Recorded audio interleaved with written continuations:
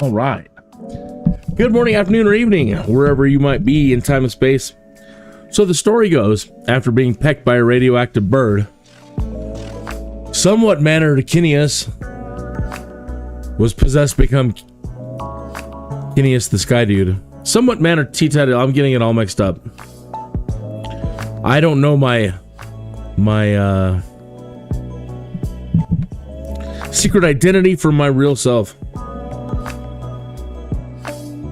See, I've even got that messed up. We'll just start all over again. The story goes, after being pecked by a radioactive bird, somewhat mannered Tuthill became possessed to become Kineas the Skydude. Yeah, something more like that. So this is episode 161. Sorry, things are running a little late today. It's always something. And we landed yesterday, Denmark, at EDWN. So it was very pretty. Those islands were very nice yesterday. All right, so let's get to it. Let's get over to it. EDW. Oh no, EDXR. EDXR. So this is our I don't know, R, because you've been with me so long, world tour. Great. So let's zoom out a tiny bit, have a look. Yeah, so we made our way through across all these little islands yesterday. Very neat, huh? They're very nice. I just don't know that I would ever want to live there. They talked about how much the islands shift and change, and you know, the next morning you wake up, you might have to relocate your entire town. So then flew across here and came up and landed in here. So now we have all this area up here, and it keeps going. There's more stuff. It's amazing how big this world is, and we're just seeing slices of it as we fly around.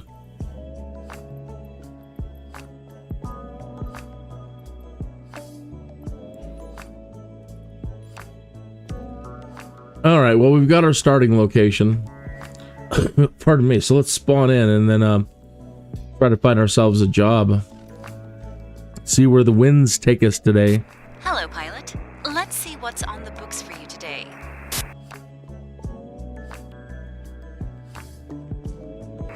You can start your engine now.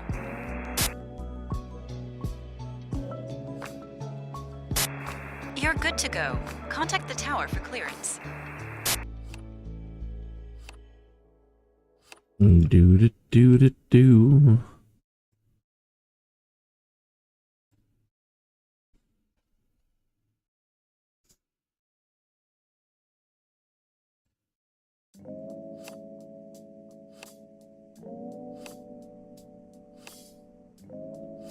Okay. So very pretty, very nice.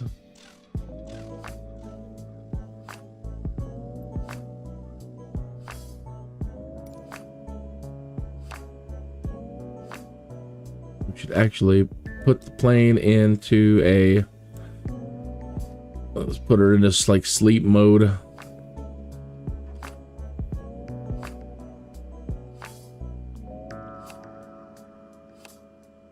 That's better. That way she thinks it's off. The plane is off. She won't give me a job unless I have the plane off. Well, now that window's not showing up. Come on. Come on, Neofly, wake up.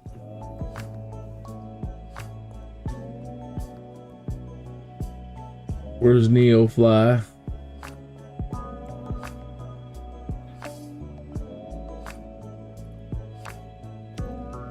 That's very strange.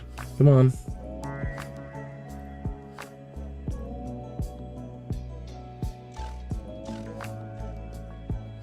That's weird. It's like in OBS it changed windows. Okay, so as you can see here we are. We've got $9,202,000 up at the top here. EDXR. So I would like to keep going north. I would not like to backtrack at the moment. So just quickly scanning through these. That one goes north. Whoa.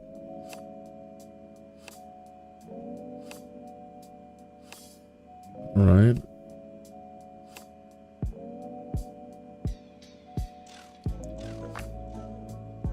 Come on north. That was the only one?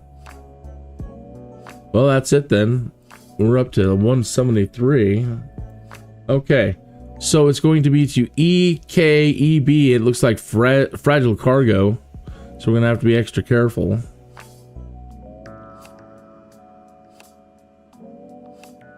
Check out the runway. Nice runway. All right. So it's not dirt field at least. Esbjerg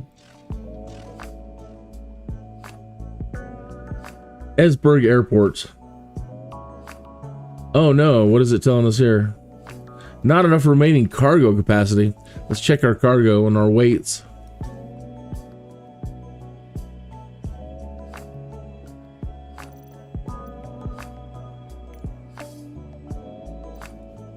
Oh, we have nothing in here. Could drop a little bit of fuel maybe.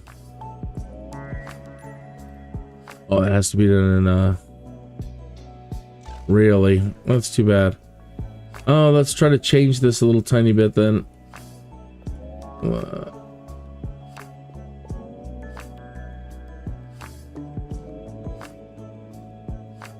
Okay, so I'll have to skip that job for a minute.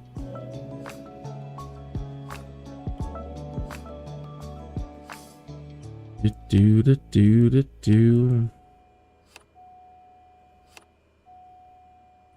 Here, let me turn this off so it stops beeping at us.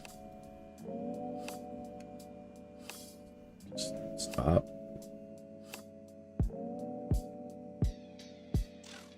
Oh no, that's not working, huh? Ah, all these screens are malfunctioning today. Even the Bushtalk screen is malfunctioning.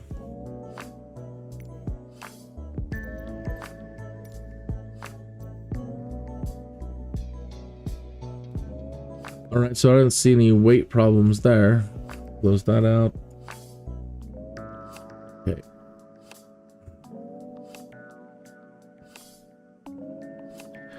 Let's change the distance a little bit more. See if we get a better option. Because we can't do it.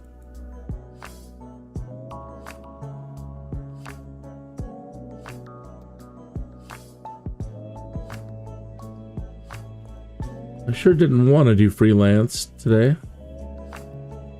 Just might force us. Come on, really? You've got no people wanting to fly north today? Give me a break. You're kidding me. You're kidding me.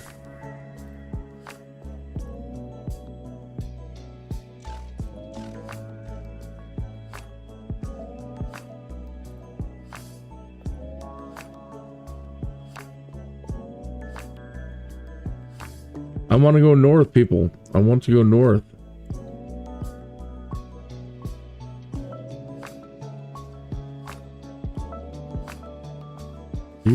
Do. Come on. Come on, come on, come on. Unbelievable. Oh, I was hoping we could make some money today. All I can do is keep stretching out the distance and hope something different comes out, but you know, I don't want to be in the air for 3 hours. I don't want to have it too long.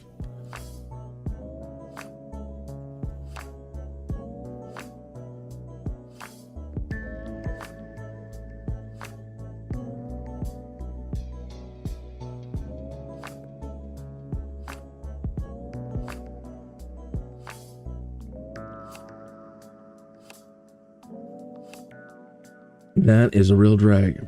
Come on. 86. All right, let's look at our fuel in here. 100 and We might be able to finagle something.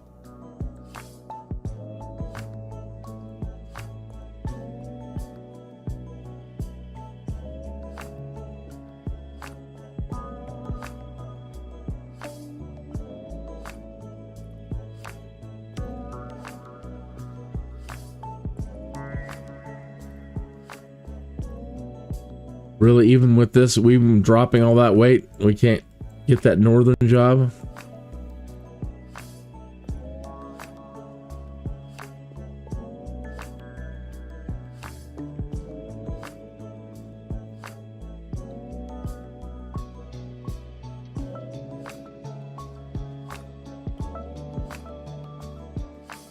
That's goopy.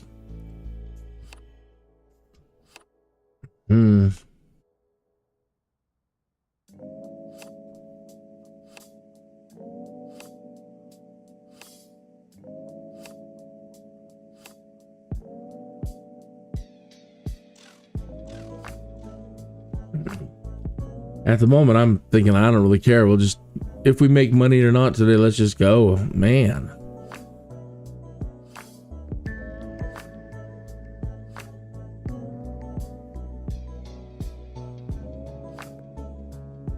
All right, it says we can take that job now. We've got the weight requirement. Well, that's not bad. Well, because we put the fuel. It's only 86 miles, so maybe we'll do 2 jobs today. All right, well, at least we've got one. We got one going in the right direction. So that's all that really matters, right? Dispatch to pilot. The cargo being loaded is documented as fragile. Please take extra care, especially when wheels are on the ground. Transporter, loading has started. Stand by. Sounds fine. Just fine. So fine.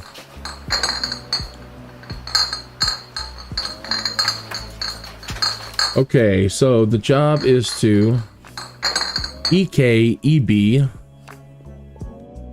Transporter, loading is complete. Let's go.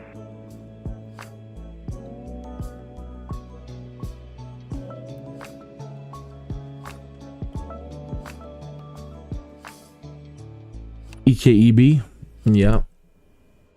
Esberg. Oh, no. Back up. Don't need that extra. What?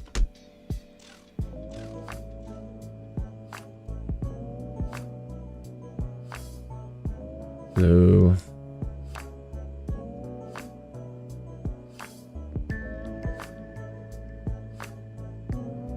Now I'm like stuck in this view.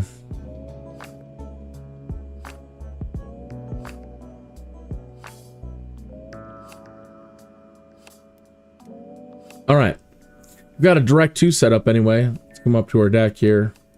We don't need to be that high. I don't know, maybe we didn't have to go high at all. We didn't have to be high at all yesterday.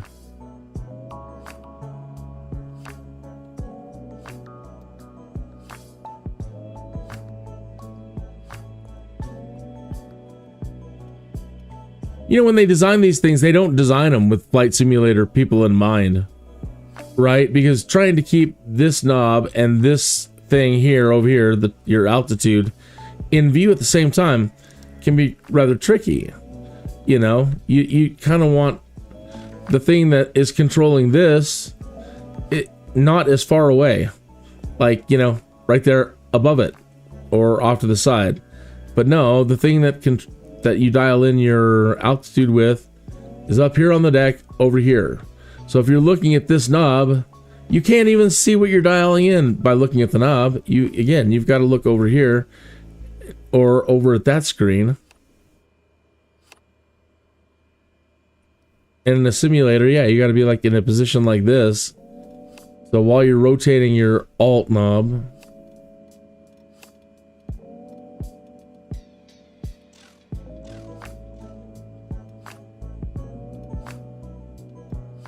pretty flat. 15, let's just do 1,500 feet.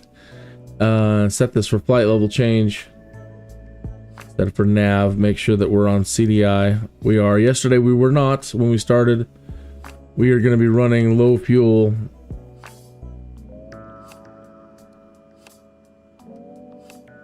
So we'll try to take it easy. Once we get up in the air and lower the prop back, try to slow down, but it's not that far.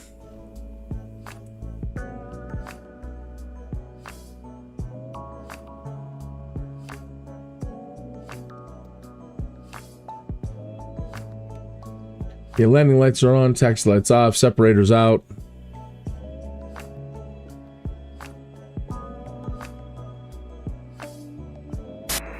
You're good to go.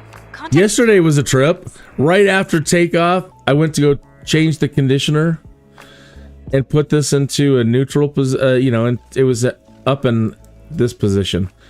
And I was trying to make it go, I was trying to add the conditioner to it. Whatever. But I screwed up and I brought the conditioner all the way down while we were in mid-flight. And I killed the engine. And we weren't that far after takeoff, so I had to scramble to get the engine started again and just try to glide it along. Luckily, we didn't have a problem. But my goodness, that's scary. And this isn't one of these engines that's like super responsive. It takes a minute. Like even right now, it's still kind of basically spooling up. It hasn't fully engaged yet. It's not ready to go. So it takes its sweet time. That's better. All right, well, hello, good morning, Denmark. It's nice being here. Transporter, have a nice flight. Keep the cargo secure. No, it is unsecure. Turn on the autopilot. Flight level changes in, nav's in.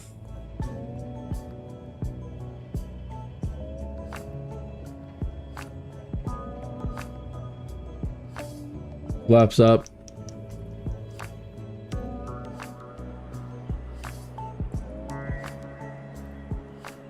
And flight fans, we are off.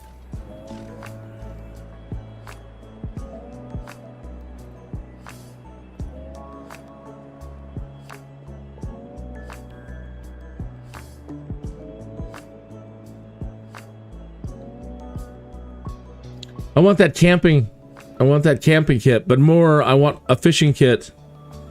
And I want a golf kit.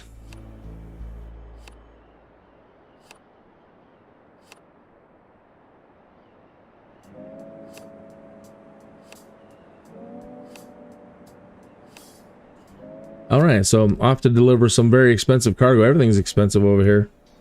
Especially if you live on one of those islands. That's crazy.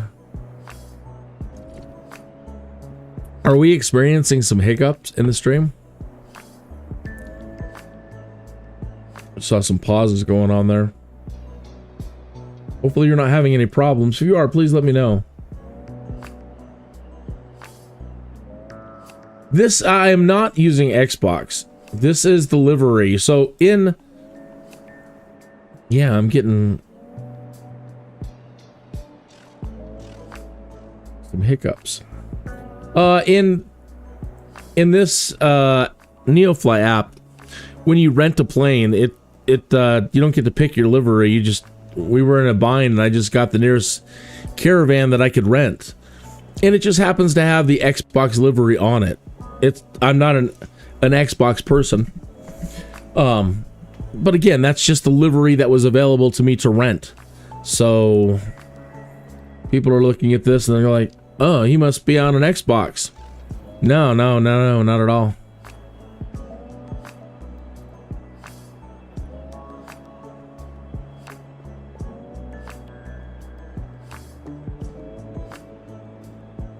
Trying to make my way over to the broadcast page.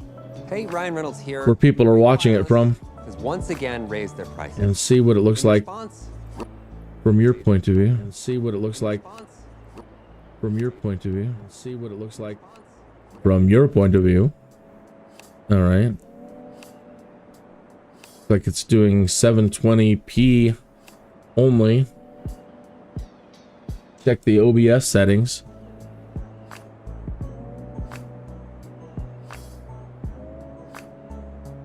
Yeah, I guess that's about right. Your point of view. See what it looks like from your point of view. From your point of view. Let me try to blow it up. Can you read those names? I can't even read those names. I'm gonna have to adjust the art on the bottom of things. It's clipping everybody's names, and then this template, all the names are too small. I can't even read them. I'm looking at them.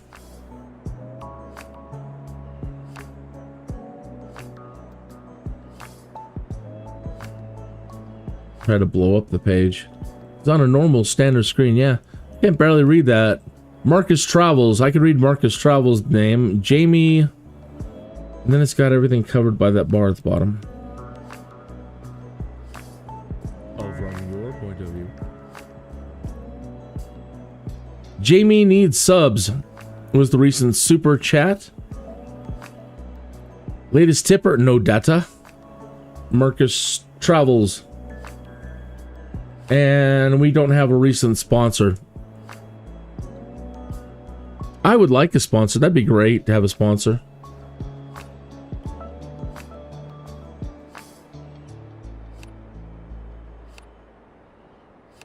It actually looks like that template's not all the way at the bottom.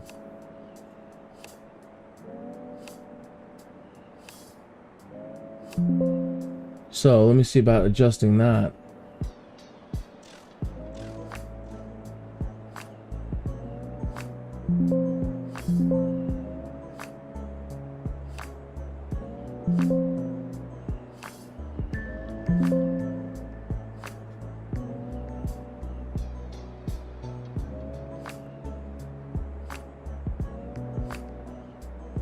Is there supposed to be a black bar at the bottom? Let's move that.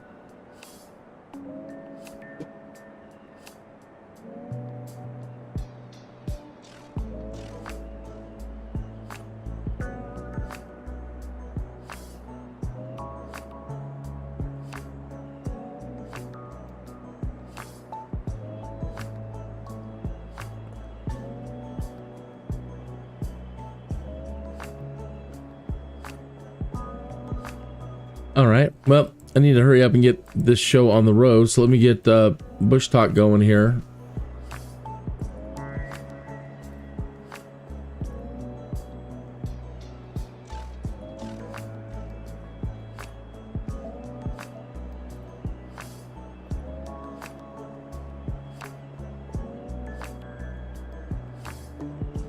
Oh, it's not.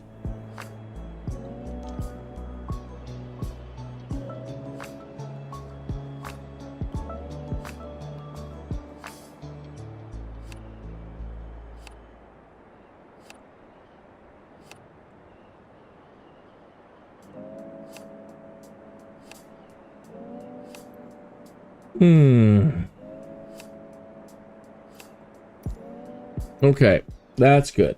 So now over to Bushtalk proper. Let's log in. We're logged in. All right, so there we are.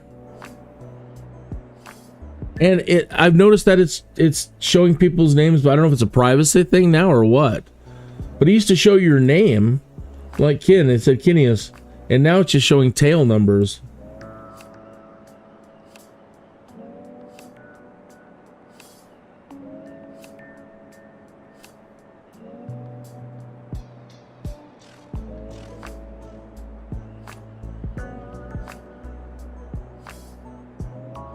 Next town up ahead, Silberstedt.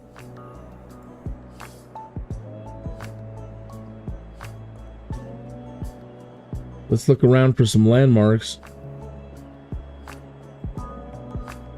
Little bay of water over here. The Bay of Husum. The Bay of Husum Husum Bight or Husum. Husum Bay is a bay on the North Sea coast of the German state of Schleswig-Holstein. Its German name is used for the marketing the holiday region around the town of Husum. The Bight is part of the Schleswig-Holstein-Wadden-See National Park and is a UNESCO World Heritage Site. In the south of Husum Bay is the peninsula of Idestedt, in the north is the Skobel Geest. The Geest is adjoined by the peninsula of Nordstrand, and linked by the Adler Express ferry via Hollisch Hooge with the island of Zult. In the east is the riparian landscape of the rivers Ida, Treen, and Sorg. Well-known settlements are Husum and its surrounding villages as far as the Sudermarsch. All right.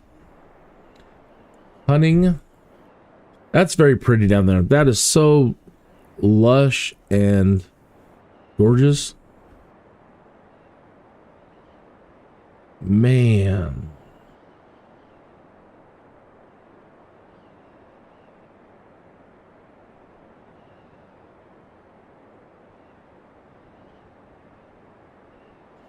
Solar. How pretty with the sun. Suder Hockstedt. Egbeck Navy.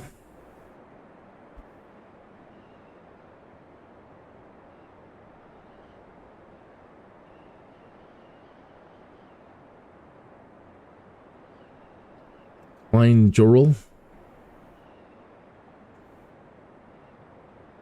Genevieve. Any day now that update 15 is going to release. I can't wait. I can't wait to see it or try it. I'm so excited to, I'm sure it's not going to be world changing, but anytime major optimization goes on, that's exciting. Because she's a beast, this thing.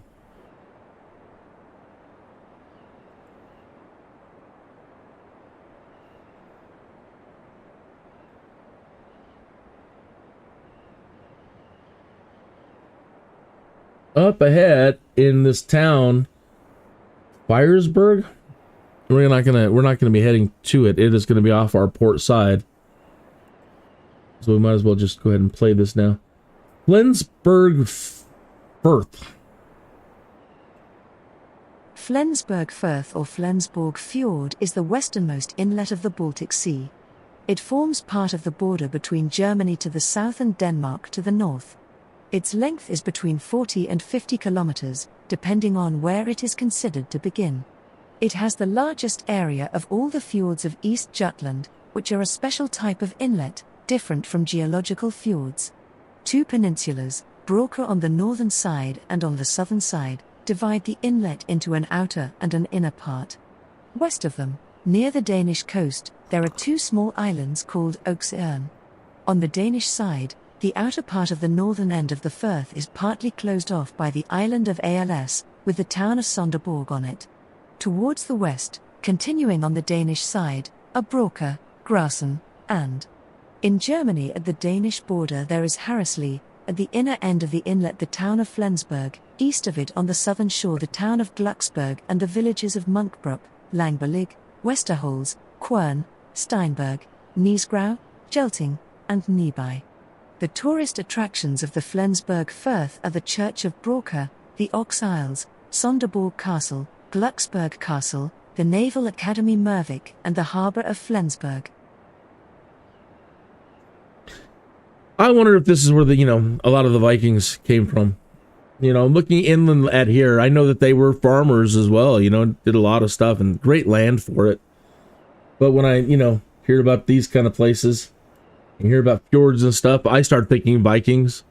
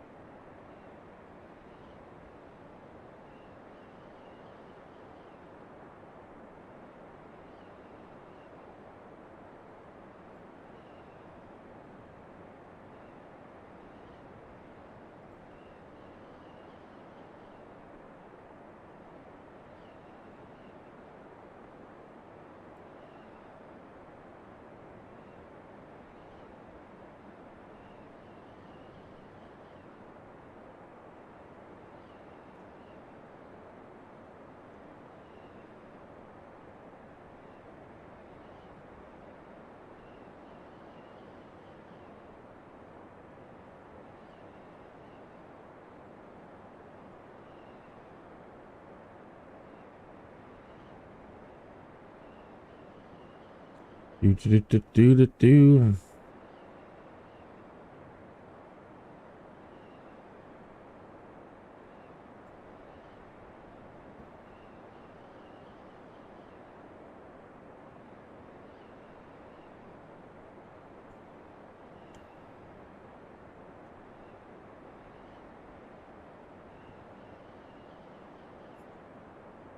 So, considering a switch to fiber optic, I was mentioning that yesterday. Actually, I was pretty certain yesterday it was going to happen. Today, I mean, there's some questions that need to be asked still about the whole thing. But with any luck, yeah. Wonder how things will stream then.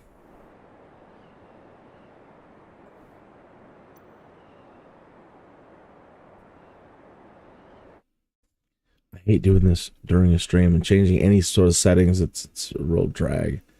But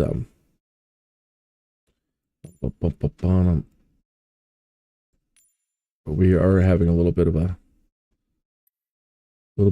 render lag.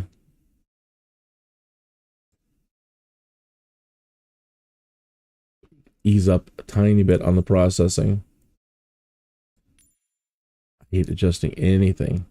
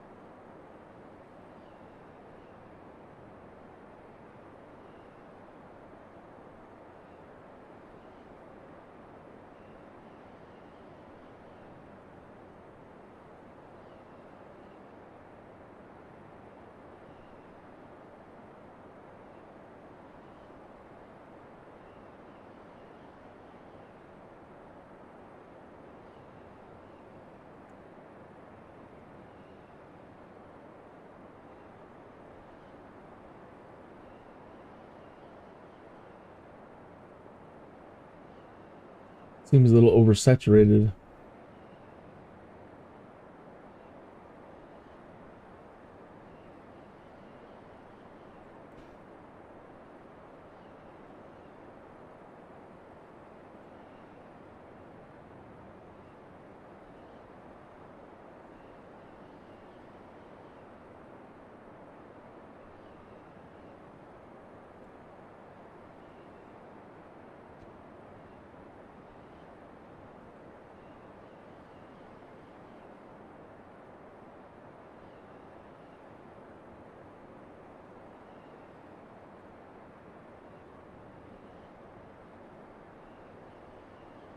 Nold. Yeah, still stuttering. Should have almost flown, shown you Colorado the last couple of days. The winds here are outrageous. The last 2 days. How neat. These little, I don't know if, I doubt those are homes. Those probably look like businesses, but got those silos and domes with them. Some barns. Very nice.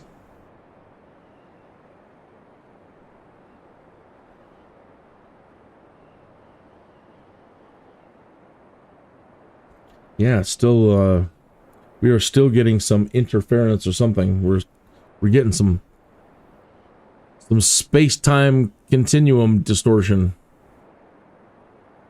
Very micro, but I see it.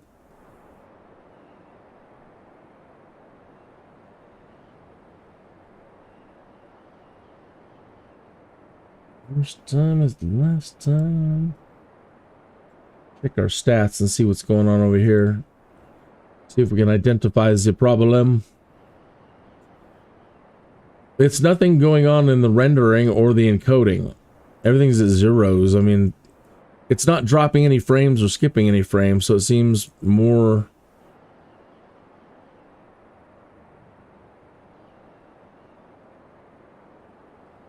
like just internet. There's no errors here. You just close the dockable window, yada yada yada.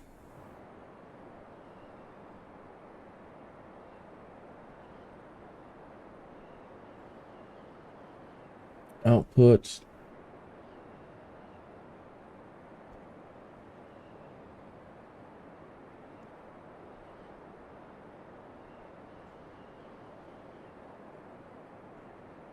Keyframes are supposed to be at 2 seconds. Leave that at medium.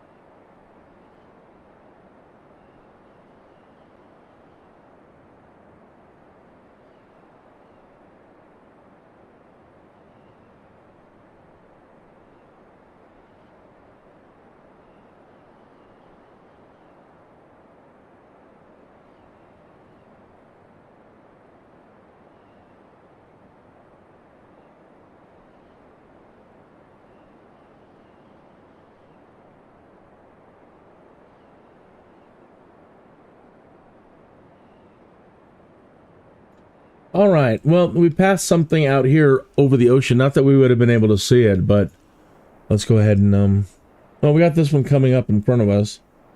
I think this is where we're going to land.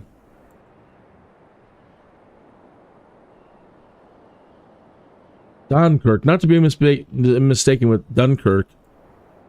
Dunkirk was a Danish Iron Age settlement in southwest Jutland, located near the later town of Ribe.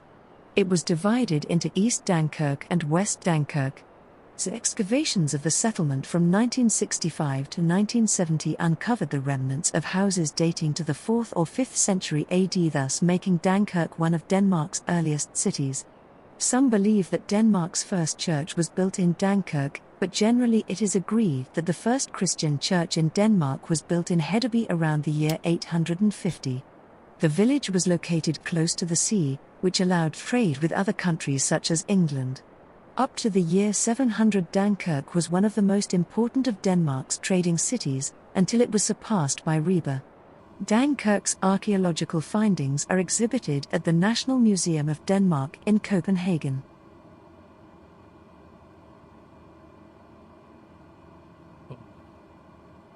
"10 minutes away." Very nice.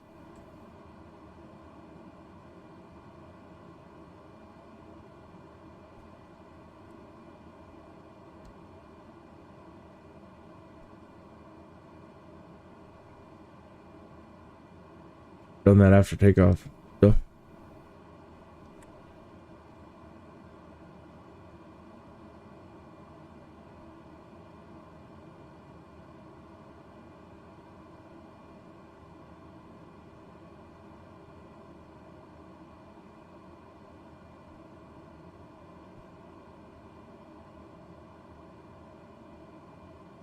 Ribe Cathedral, or Our Lady Maria Cathedral, is located in the ancient city of Ribe, on the west coast of southern Jutland, Denmark.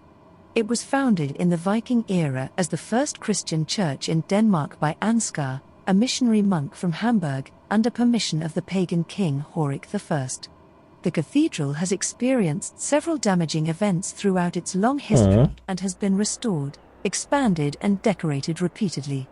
As it stands today, Ribe Cathedral is the best preserved Romanesque building in Denmark. Send down that R2. reflects a plethora of different architectural styles and artistic traditions.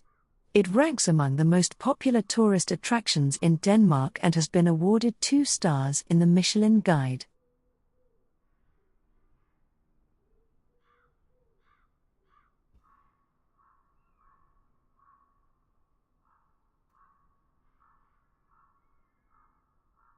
Don't go crashing, R2.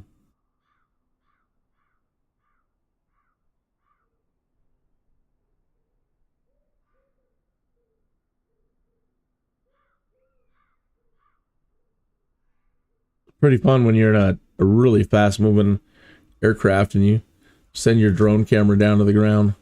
It's crazy. We just took out a Home Depot.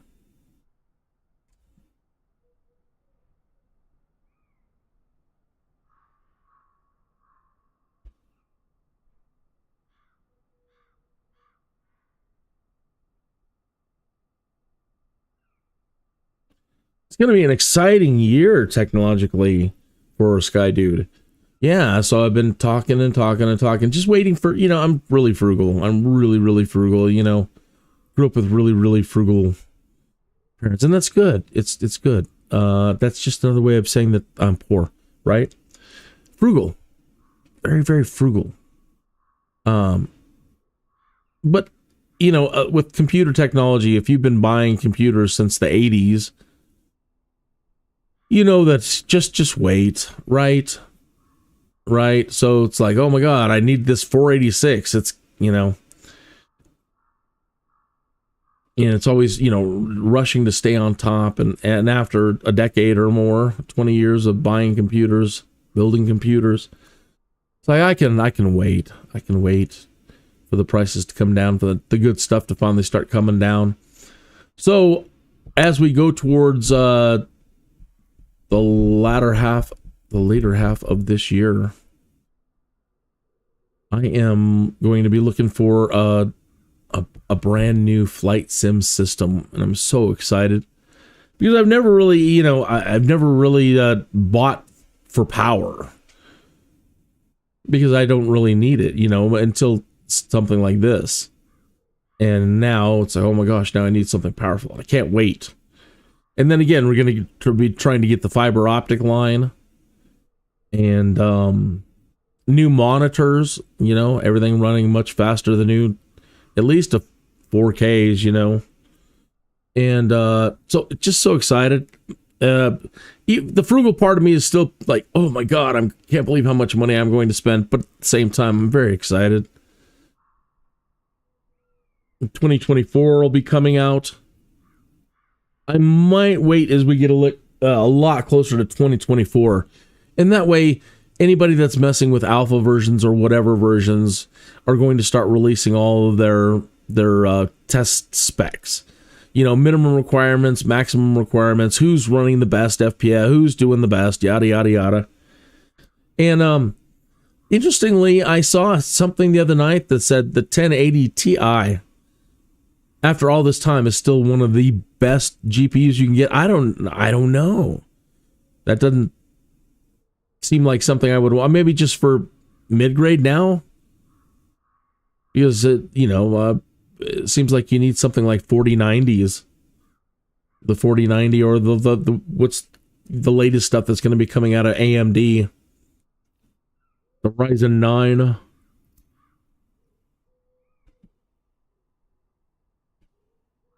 All right, so let me pause here. There was supposed to be a church. There's supposed to be a church right here. That's why I brought R2 down. Did I miss it? No. It says the church, and I don't know if it'll be in here or not, but the church, Reba. Go ahead and we'll give R2 super speed.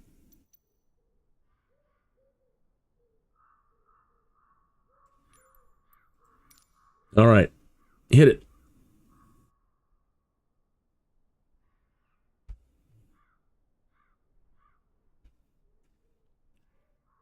There we are. All right. Look at how beautiful. Two beautiful churches here in this town.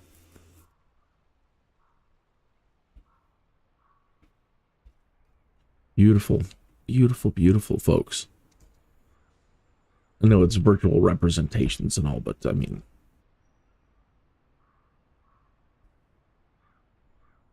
what a beautiful place.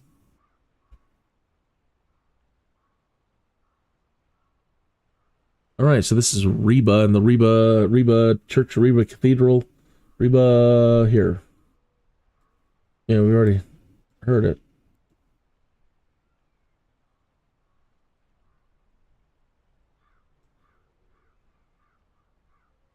All right, well, glad we can catch it and see it. All right.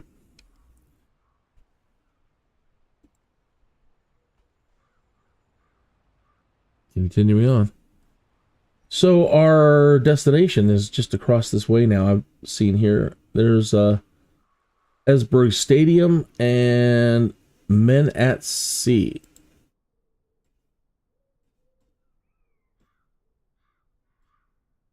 Come on.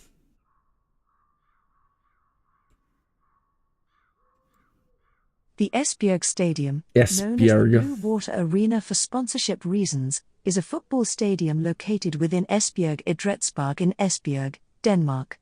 It is the home ground of Esbjerg FB and has a capacity of 16,942, of which 11,451 is seated. It is currently the second biggest stadium in Jutland, and the fourth biggest in Denmark.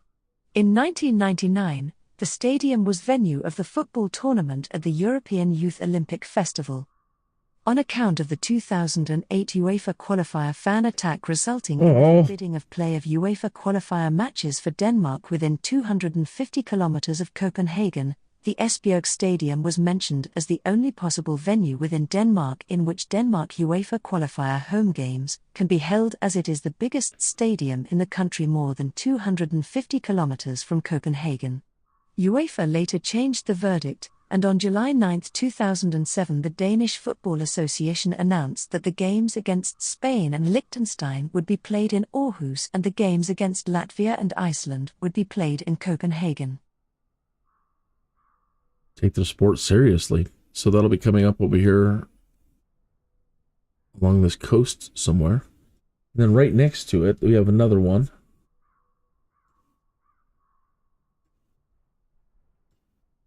Men at Sea, or Man Meets the Sea, is a 9-meter-tall white monument of 4-seated males, located west of Esbjerg next to Sedding Beach on the southwest coast of Denmark.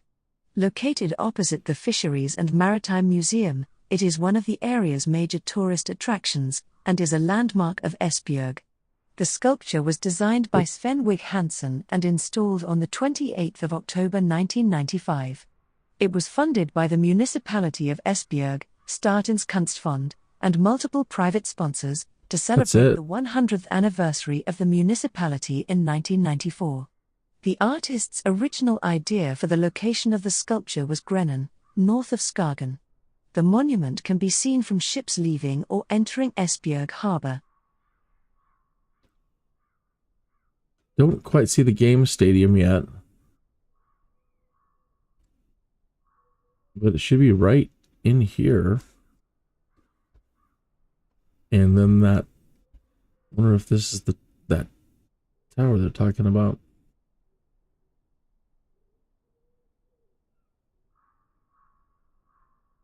There's something there, but I don't know if it's representing it right. If it's just a generic, looks like they've just thrown a generic thing on there. Generic building.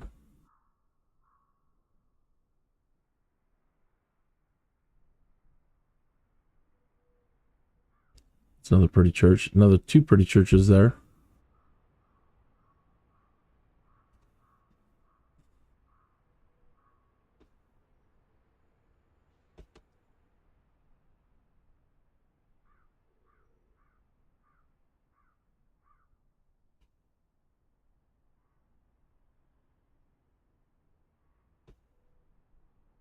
There's the stadium. The pretty church.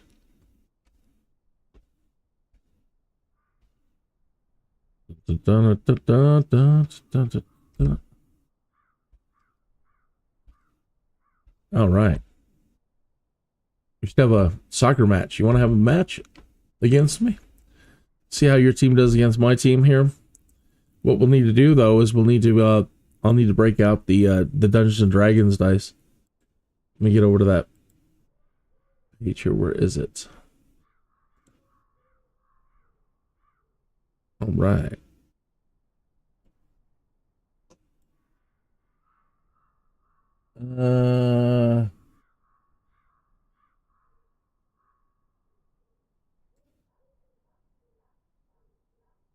YouTube record.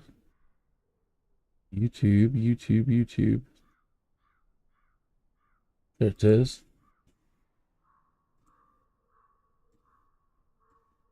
Great. All right, so can you see that?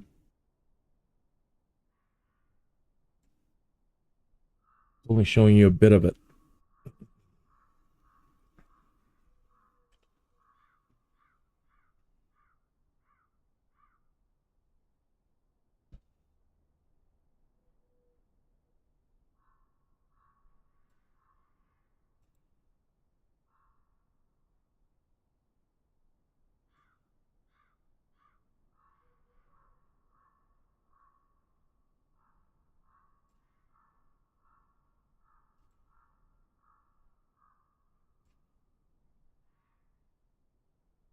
Really fake. Okay.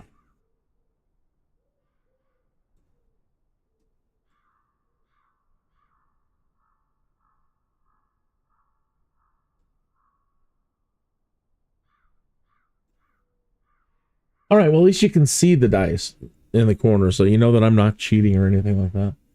All right, your team versus my team in a soccer match.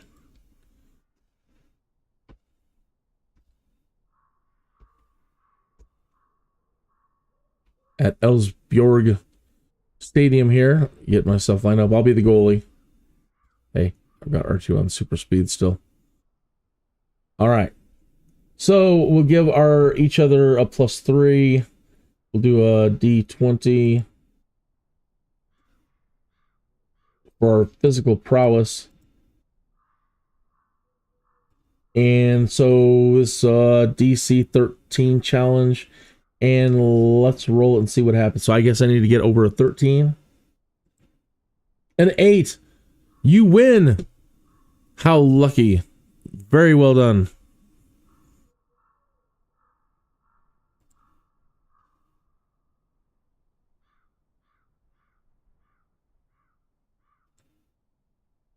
Okay.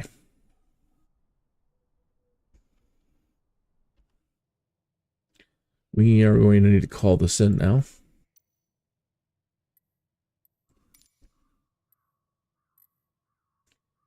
EKEB, that is where we're headed, right? Check our job.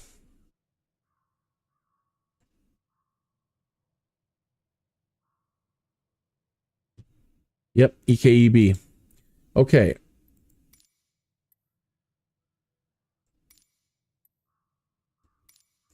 And the wind is blowing. We don't have any wind reading. It only says runway 08, so we'll take it. We'll stop landing.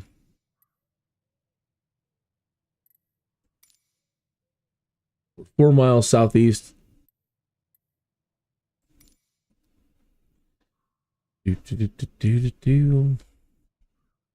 it is up ahead, just a little bit off our starboard side. And there's our pattern. Okay, so we'll start slowing down.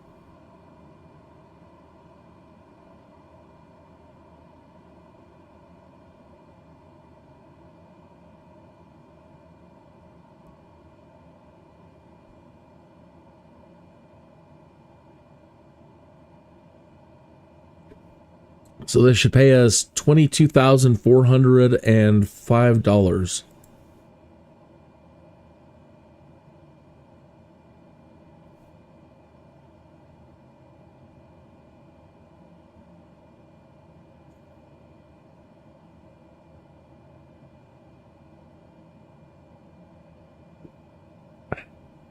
Good coffee today. She makes the best coffee. Just unbelievable. Now you're thinking, how hard is it to make coffee? Well, my coffee's always a little bit bitter. I had like 1 ounce of water too much and always end up screwing it up. She's got it, Christine's got it down to a science. There's no bitter ever in the coffee. Never. I think she's made one bad pot of coffee her whole life.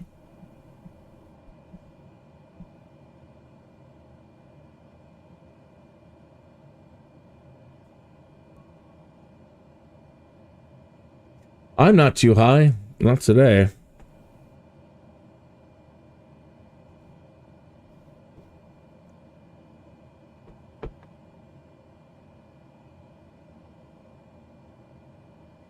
There's a runway back there.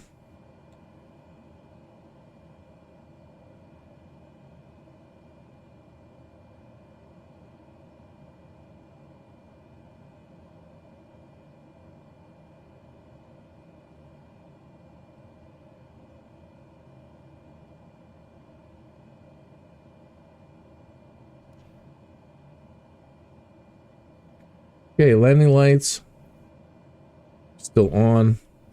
Silly. The separator's still out. With the separator back out. Start bringing some flaps in. Turn off the autopilot. And start making our way down.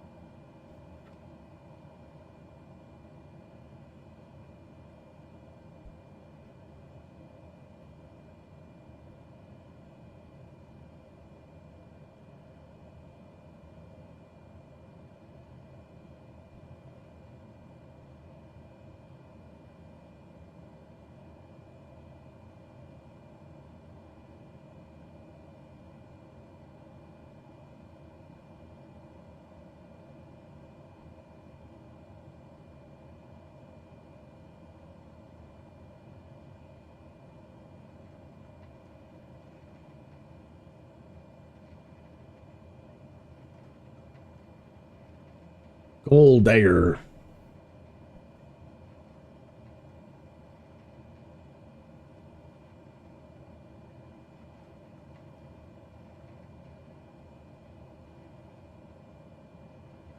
There's tarp, where tarps come from.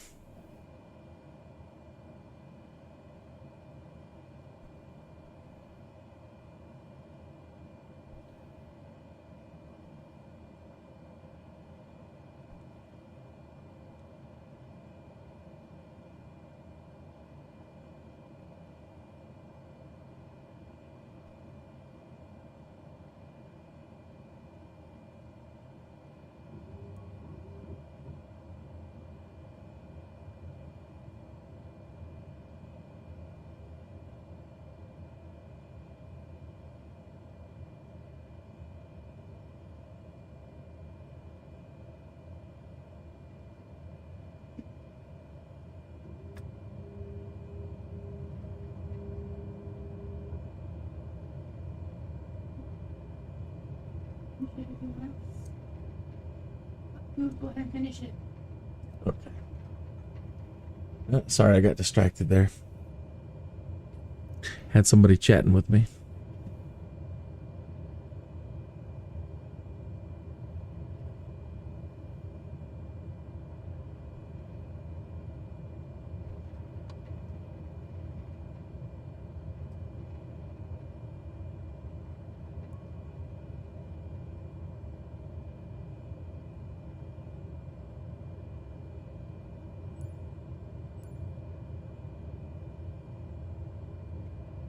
Okay. 500. Yep. There's good Pappy.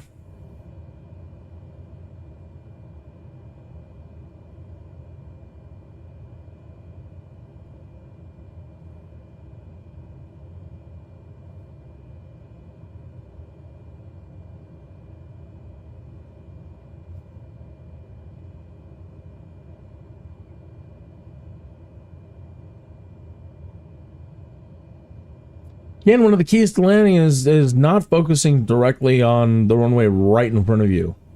Keep your eyes looking downfield towards the end of the runway. Keep your focus downrange.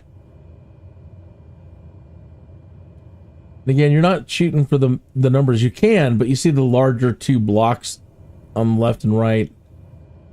You want to land after that. I mean, you can land in this area here, but kind of more here. And keep your eyes looking downrange. Glide her down. Transporter from dispatch. Go to the parking so we can check the cargo status. I didn't hear anything break, so that's Contact always good. ground for your parking assignment, then shut down your engine.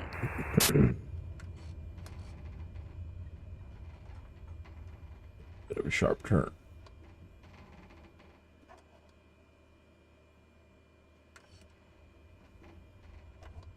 We have the right of way coming off, so we don't have to stop at all these intersections like that. On the way out, you do. You have to stop at all those. On the way in, you have the right of way.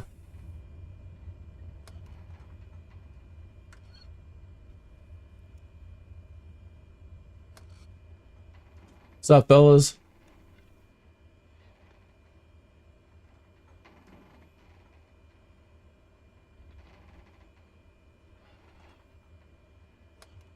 All right, we are here.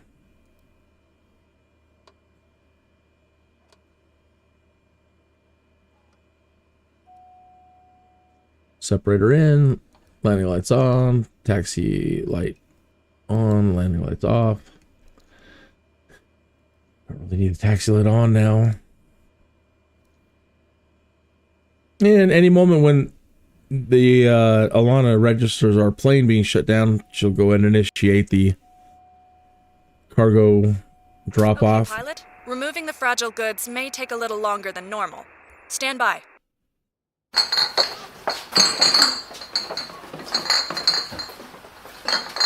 Get out and stretch.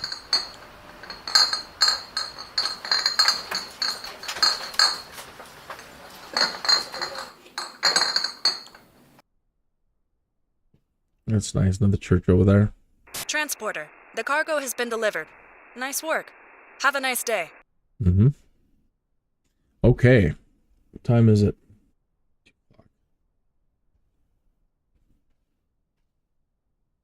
Ready for engine start. Mm-hmm. Okay.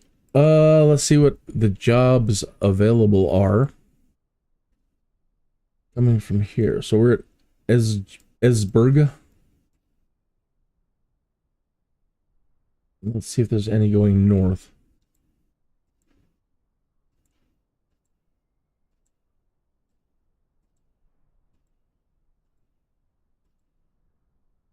It's been one of those days. It's lately it's one of those I've been fighting it a lot. Every time I want to go a certain direction, like yeah, it gave us no north jobs on this one.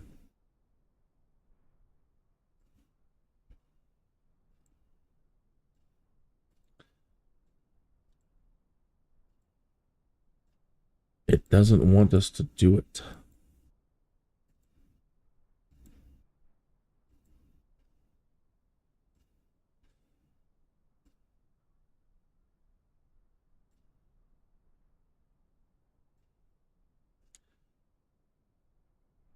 That one's taking us towards Copenhagen.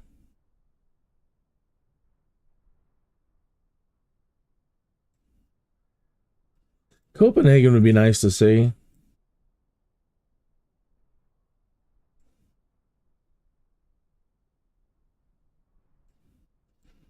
Don't want to go back. Only going forward, sirs.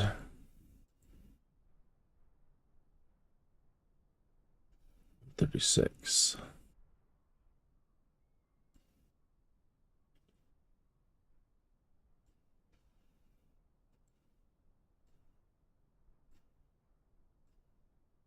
Why you?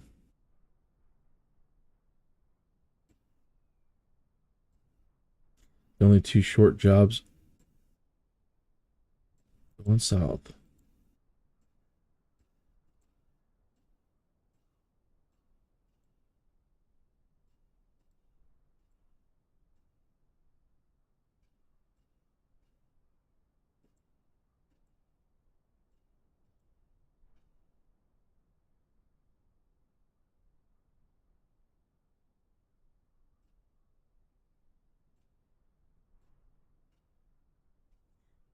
Schmucks.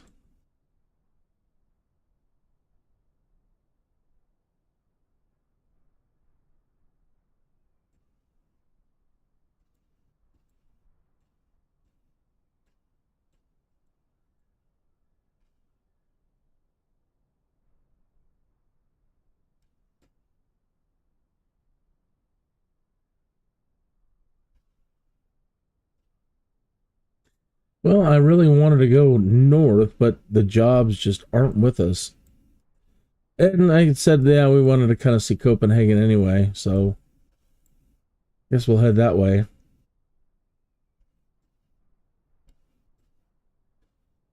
Kalundborg Fluvplods.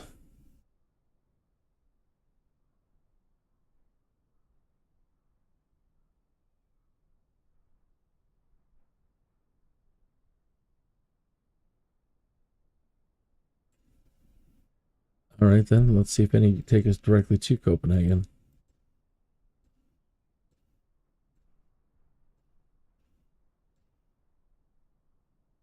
No, but that's close.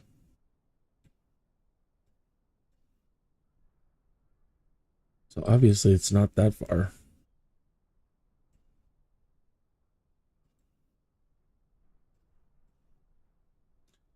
$73.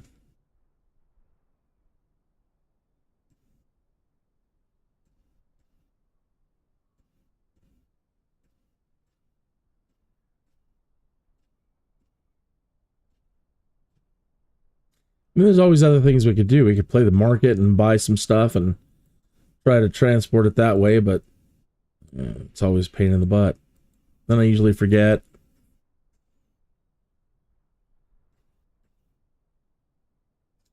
All right, well, that one is going to take us the closest to Copenhagen.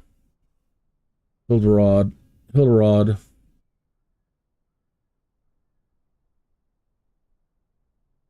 And it is a what? It's a fragile cargo, $21,000.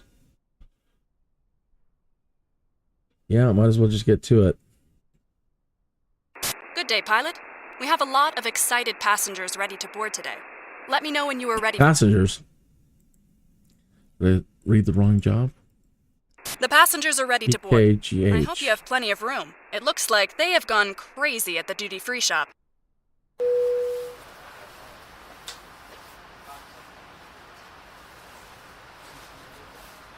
EKGH.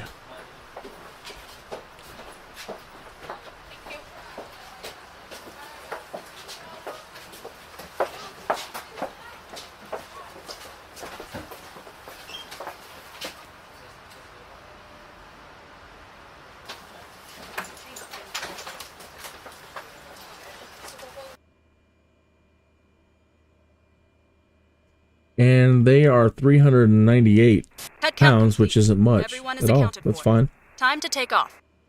All right, so let's check our weights.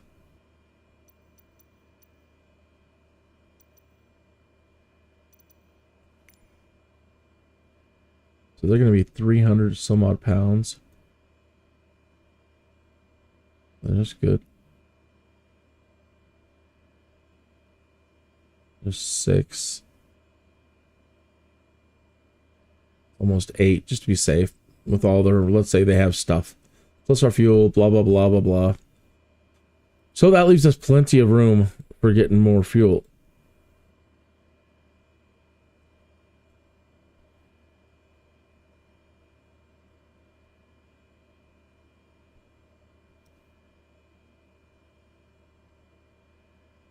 Good enough.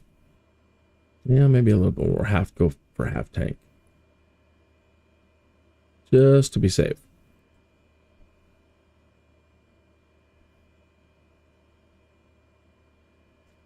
These fuel prices are crazy.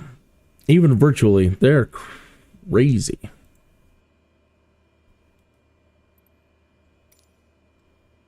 EKGH.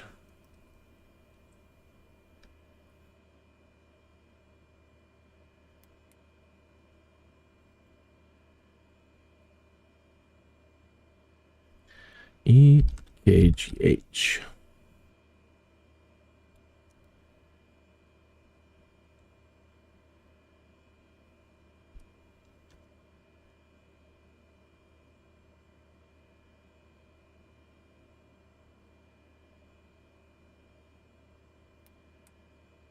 All right.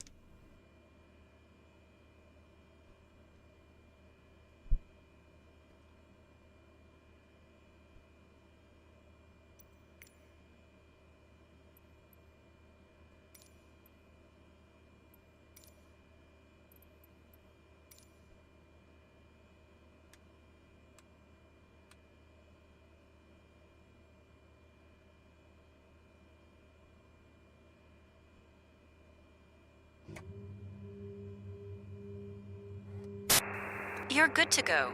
Contact the tower for clearance. Why, thank you.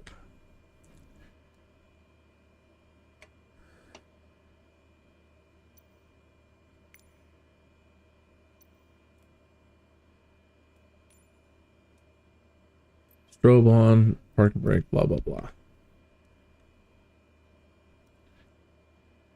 Beacon's on, nav lights on, strobe is on.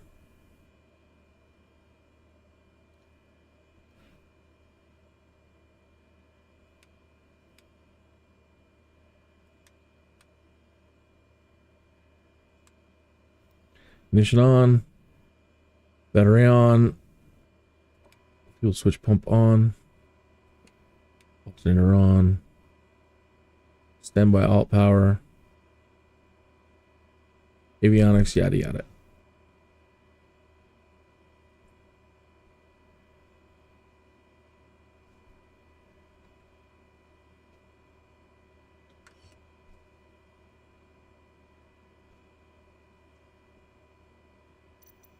Can use our superpower.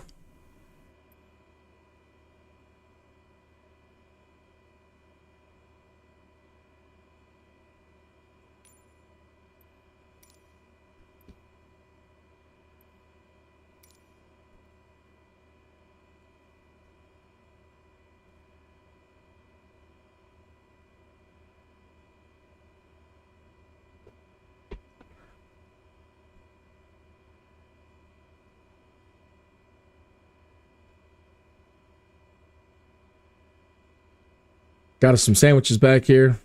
Coca-Cola. Imagine a nice cushy couch and stretch out on. I want to get rid of all. I want to get rid of all these chairs. Put in some couches, some LED screens, some lighting.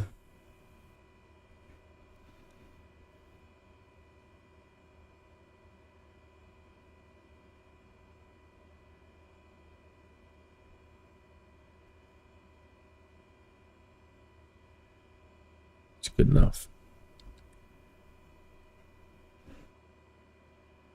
Thank you, sir. Appreciate it. Really love your country. I mean, every country we've been in so far. The Middle East wasn't so pleasant, but even then there's a charm to it. Just so desolate. Mexico and going through South America, that was wow. Wow, wow, wow. Hey, you might want to get away from the front of the plane there, man, after you back up. You don't want to do it. Well, your head, not mine.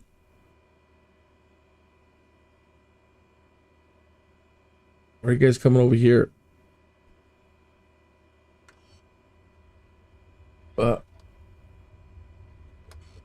we still hooked to him?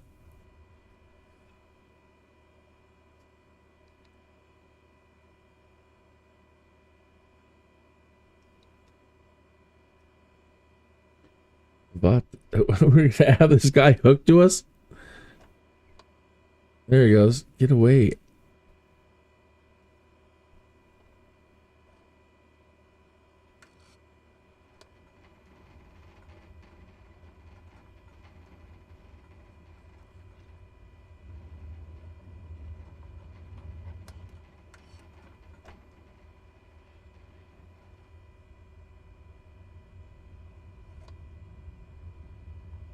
Man, she wants to go.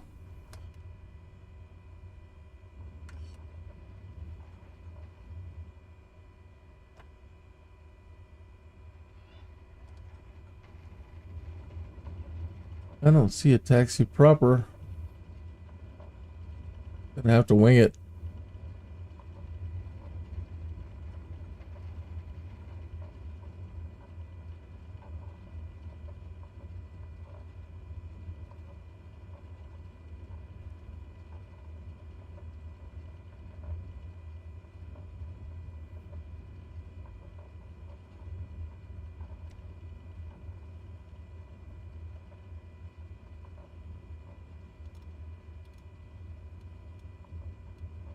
Still at 15.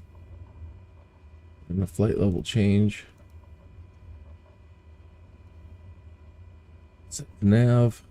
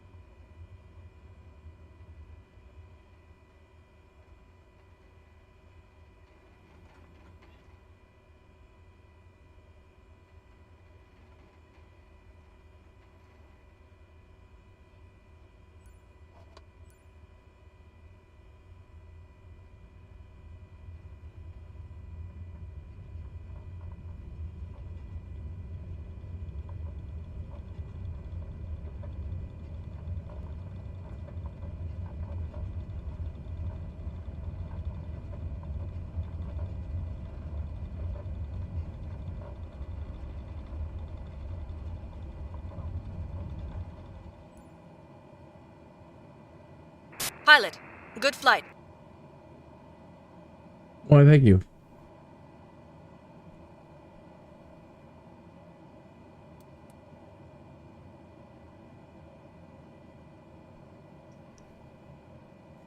Flaps up. Landing lights off. Taxi lights off. Separator in.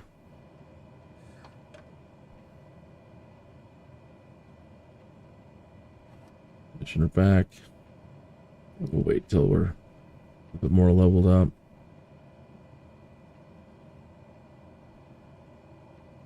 There we are.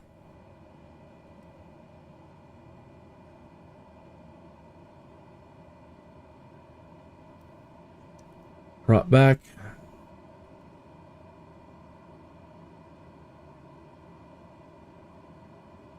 I don't think we need the fuel switch pump on now.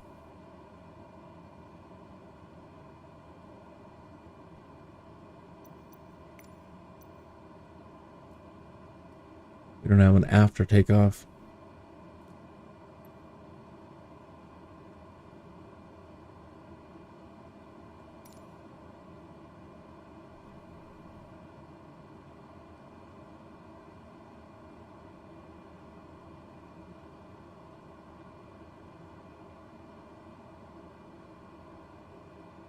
I have come to love this plane so much. I really didn't ever see it happening. Then the Caravan would be, you know, my most beloved plane. But at this point in the Neofly career, you know, I could afford the this plane. I could probably start thinking about moving up to like DC-3, even more cargo capacity. But I love this plane so much now. She's so powerful, and she can be rather graceful, and she's just a dream. She really is.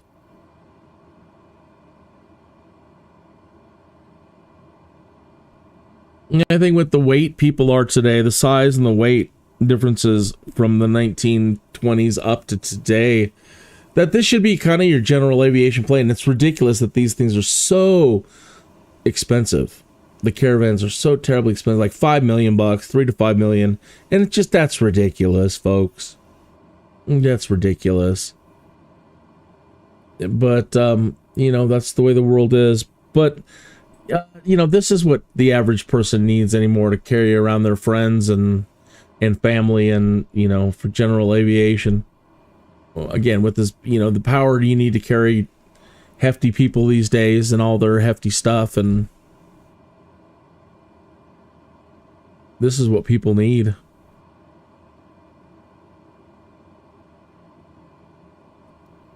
Okay. So we're cutting across now. And directly ahead of us, Holsted Municipality is a former municipality and region of southern Denmark on the Jutland Peninsula in southwest Denmark.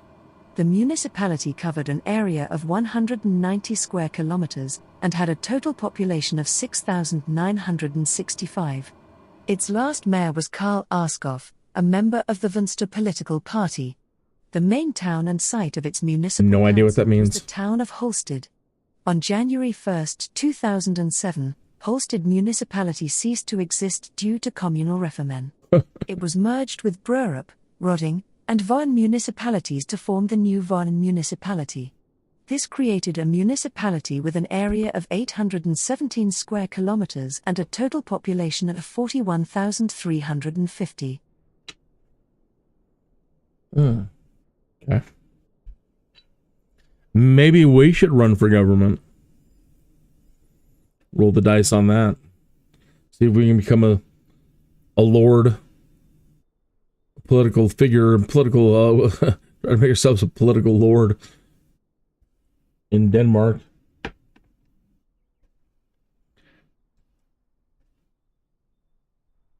Let's try to reset R2. Get her up behind the plane. And unless R2's feeling like her, I don't really care. There we go.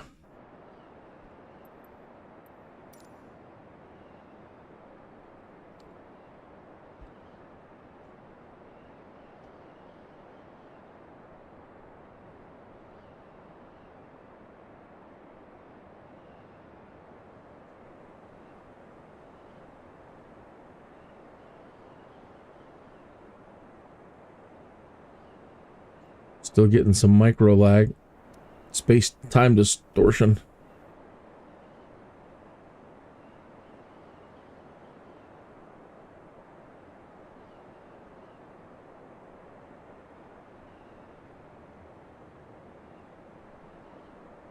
Looks like a nice little fishing hole down there.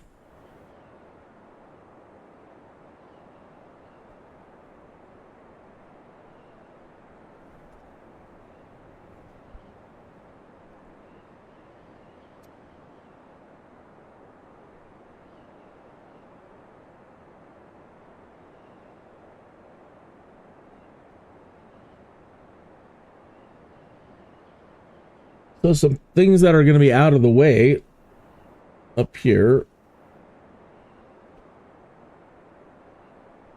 Oh, really? The Lego house is up here? Lego House is a 12,000 square meter building filled with 25 million Lego bricks in Billund, Denmark, located near Legoland and the headquarters of the Lego Group. It is also known as home of the brick with reference to Billund, where Lego originates. All right, I have to see if that's there. A variety of activities Okay. during their visit. Let's go into the cockpit. And digitally building with Lego bricks, Okay. programming robots and animating models. The center's visitor experience includes 4 experience zones, 2 exhibitions and the Lego Museum, which showcases the history of the Lego brand and company. Lego House has been recognized for its innovative design, which aimed to reflect the Lego brand. The building incorporates 21 staggered blocks that resemble Lego bricks, with 9 roof terraces containing children's play areas. The house was designed by the Bjarke Ingels Group and was inaugurated on the 28th of September 2017. The building is owned and maintained by Lego System AS. All right, so I'm deviating from our course. Just slightly. I have to see if the Lego building is in here.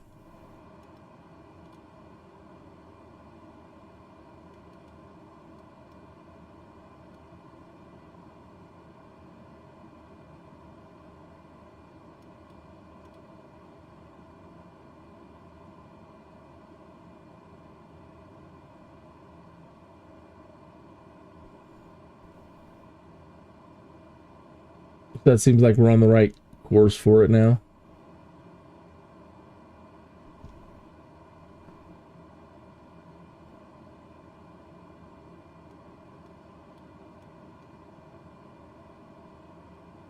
At 5 degrees.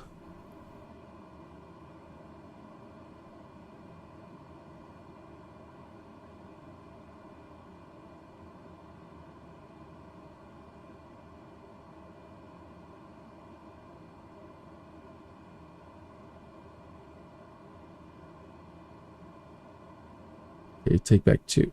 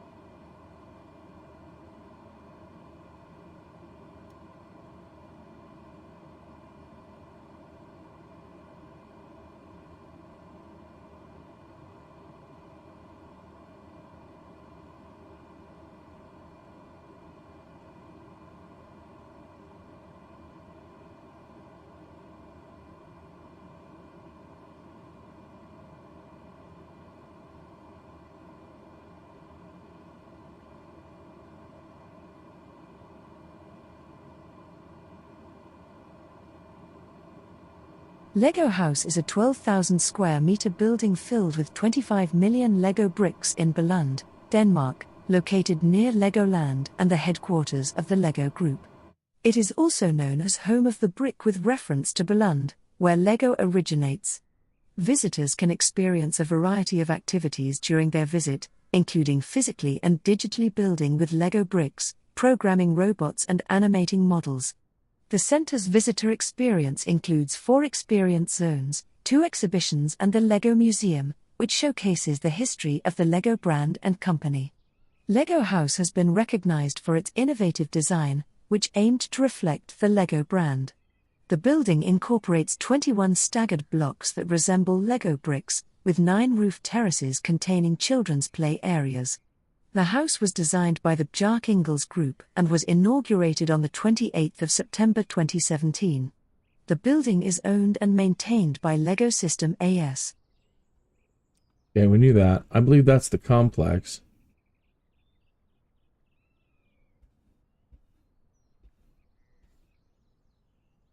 The house. There. Let's go.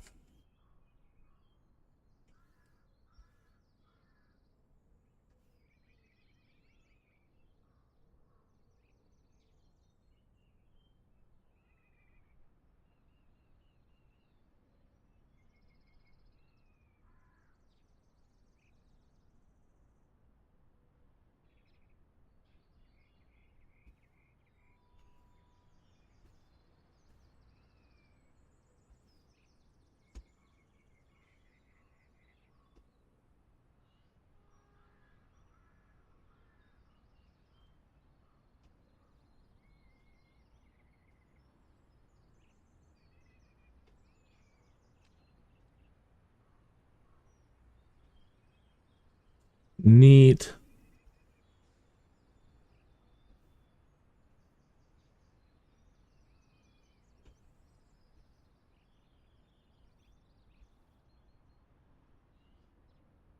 A little rocket area, nice.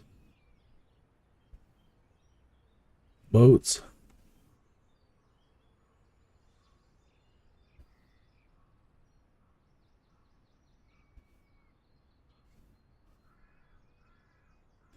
Don't know what that is. Metal spaghetti.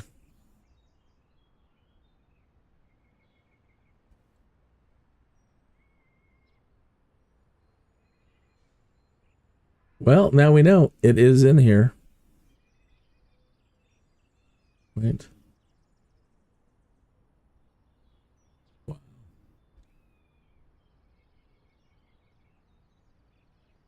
Suck to take a fall down those.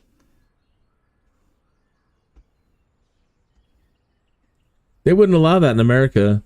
They'd have guardrails up everywhere. Somebody fall down and then sue them. You know how Americans are. Can't have anything even slightly dangerous.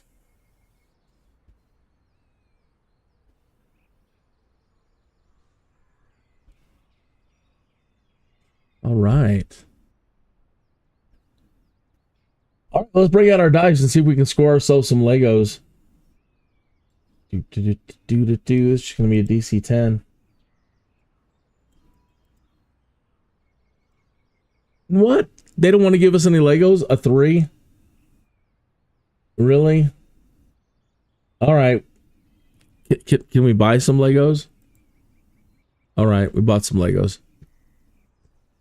Like, we don't care if you're tourists. Pay us. Got to make a living.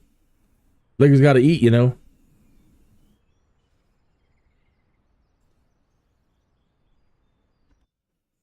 Okay. Well, that was very neat. Okay, let's put it back in the nav.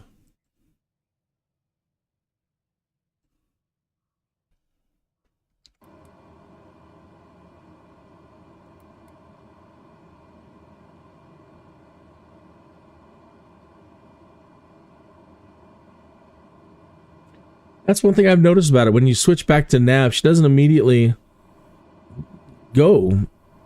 You have to prompt it to go to the next point. And then the nav will re-engage. The autopilot. Little eccentricity.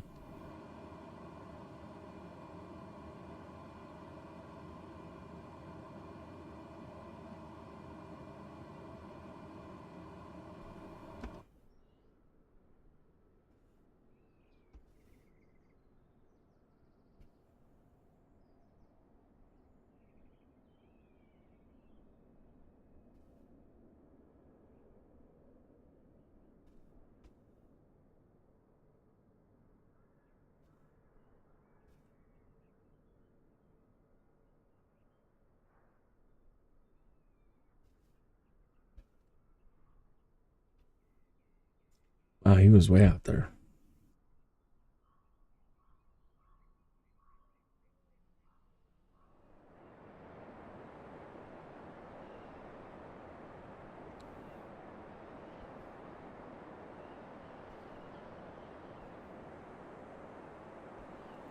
Job, R2.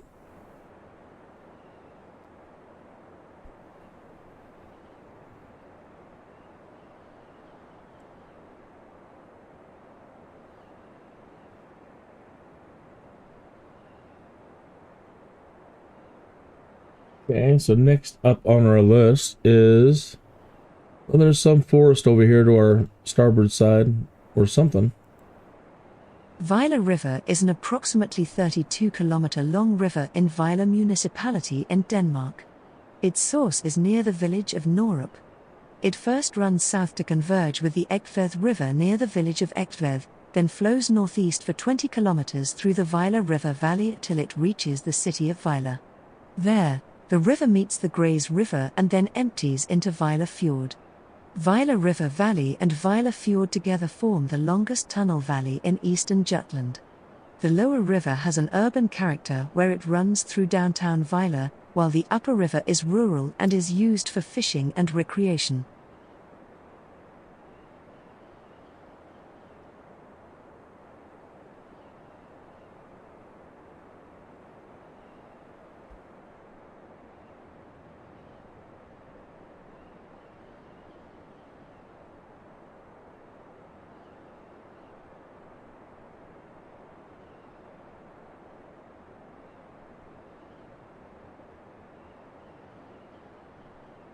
Stop moving on me.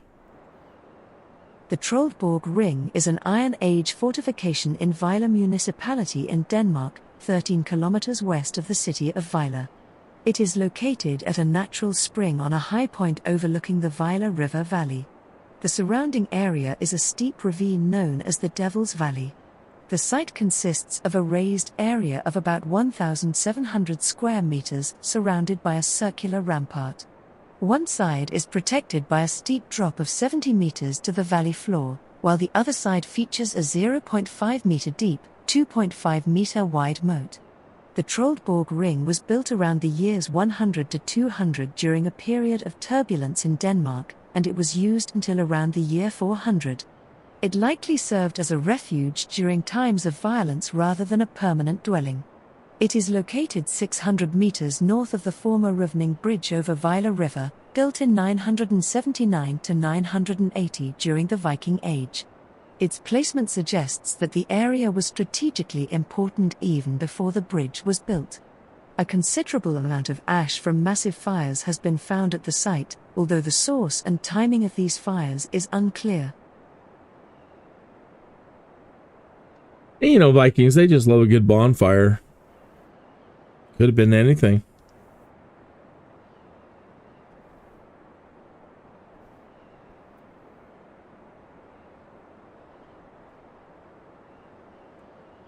Vejle Library is the central library for the library system in the Beland, Esbjerg, Fredericia, Hedeslev, Kulling, Middelfart, Sonderborg, Tante, Middelfart, Vejle and Obenho municipalities of Denmark.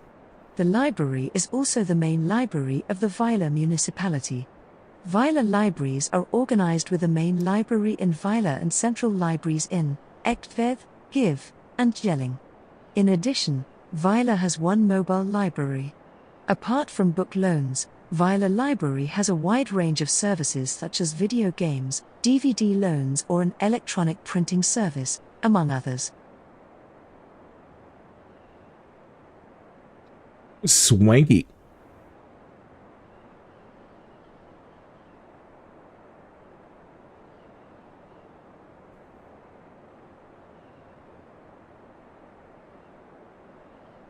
Orsons.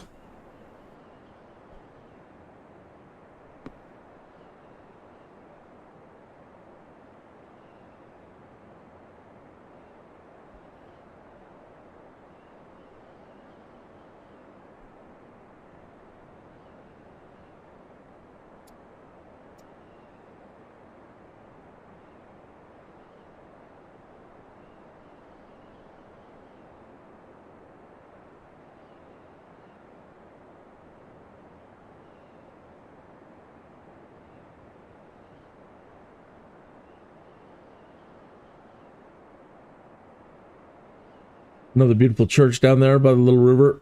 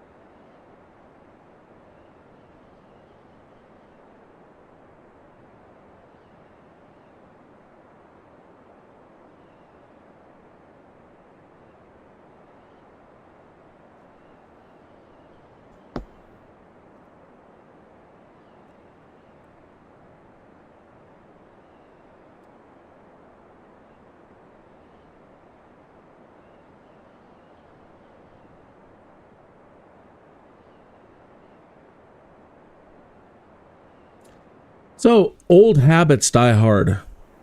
And yesterday I was so excited about being back on schedule and doing my show. And at the end of the show, I realized I had fallen right back into my trap.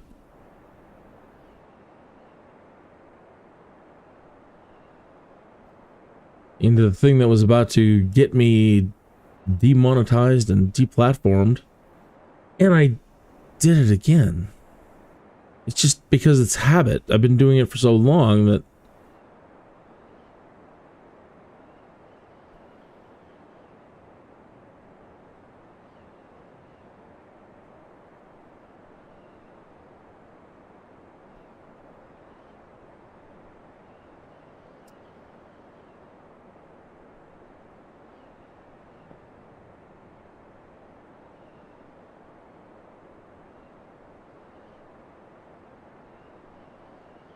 so big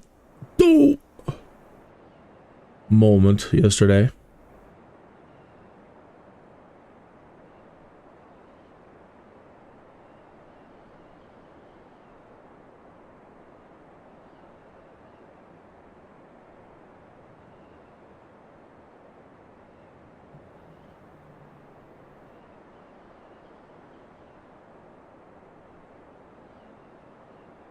It's funny, this morning I opened up YouTube and it recommends my own video to me.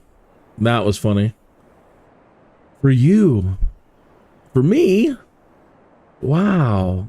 Thank you.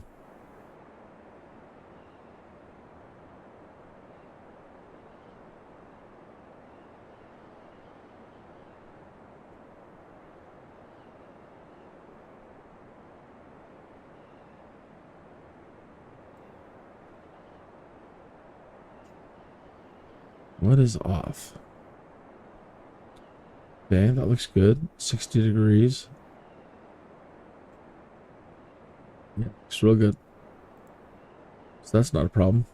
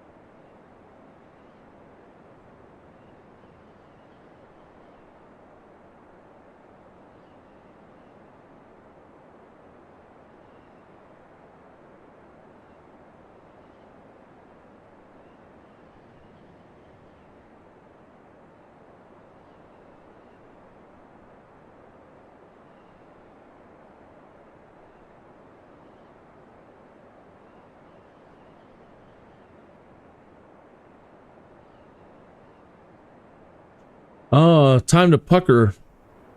I don't like flying over water. I don't like it. I don't like driving over bridges. And I don't like flying over water. If I had some pontoons on this thing, yeah, sure, okay. Sure. Sure.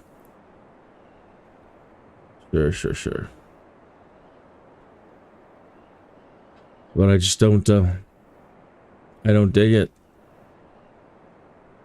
The very first time in a simulator when I was trying these, trying an international flight. You know, and I know it's all imaginary. But the nervousness was still very real, especially at that time, because I was still really learning how to fly, you know, and not real good with autopilots or and calculating fuel and getting mixtures right and traveling across a large body of water when you don't know what you're doing. Too frightening.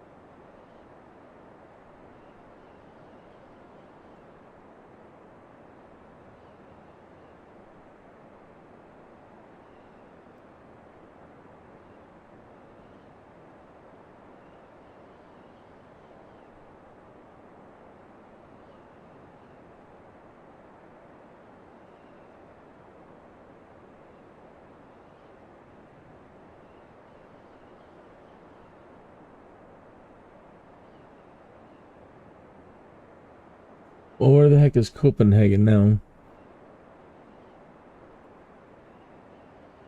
Thought this was it down here.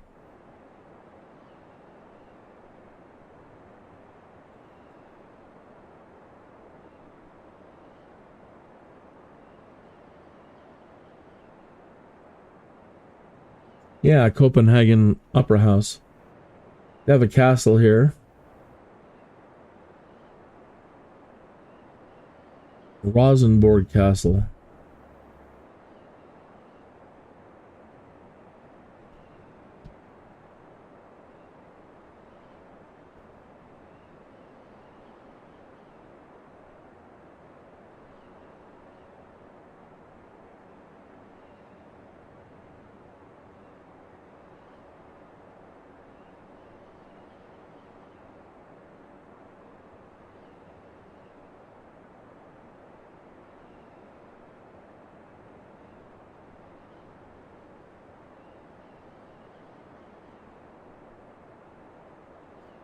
I think we should aim south a little bit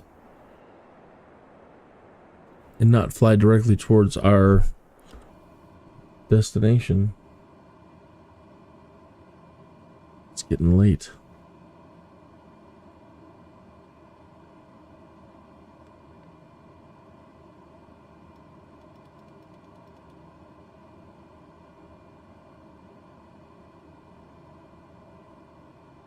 Yeah. Try 10 degrees.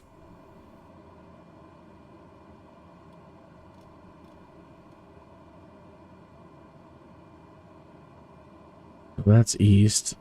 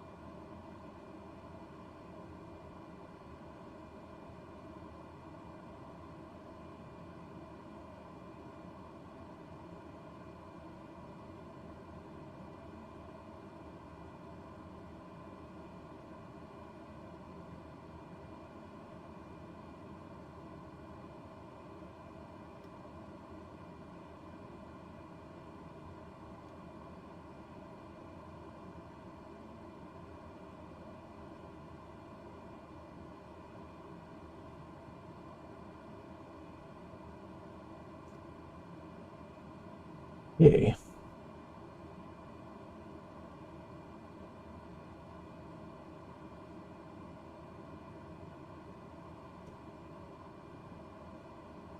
That should put us on a course to intercept Copenhagen.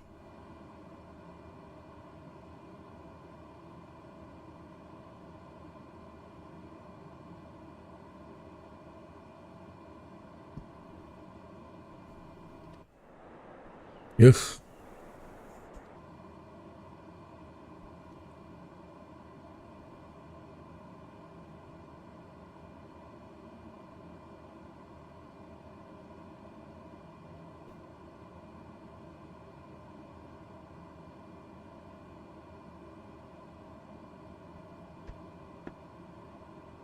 Maybe we'll just land there and pick it up there and finish our job tomorrow.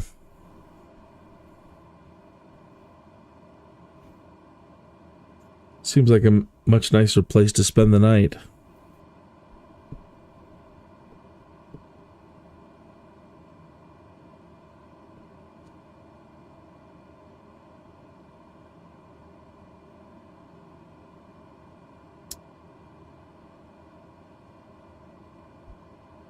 So what is the airport there? It is...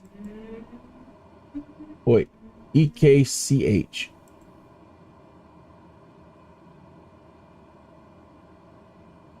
We got one up closer here?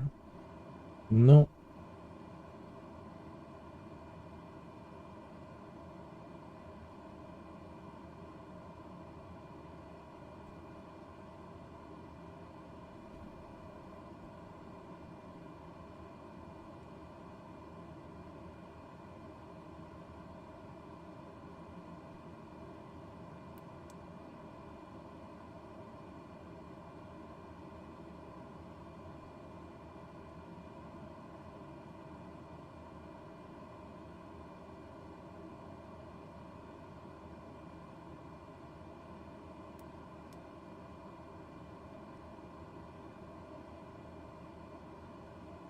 That was pretty close.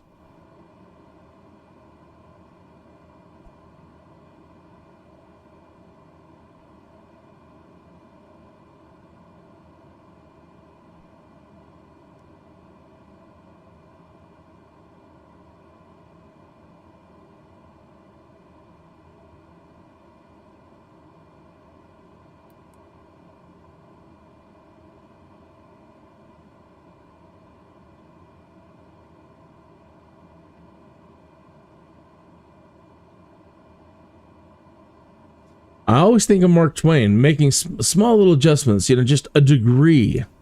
A degree way out here makes a big deal over a long distance.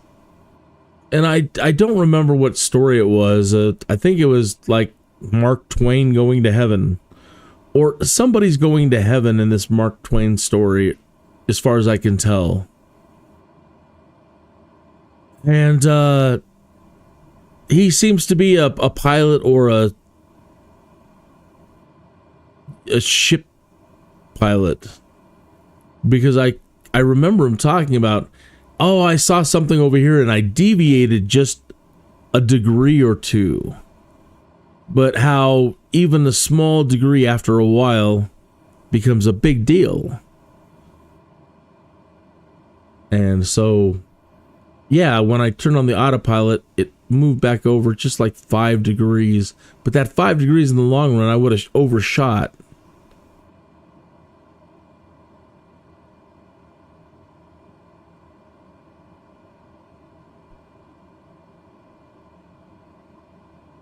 Anyway, it is interesting. Anytime I make these small degrees, I'm always thinking about that. Don't want to make too big of an adjustment over a long distance because of Mark Twain.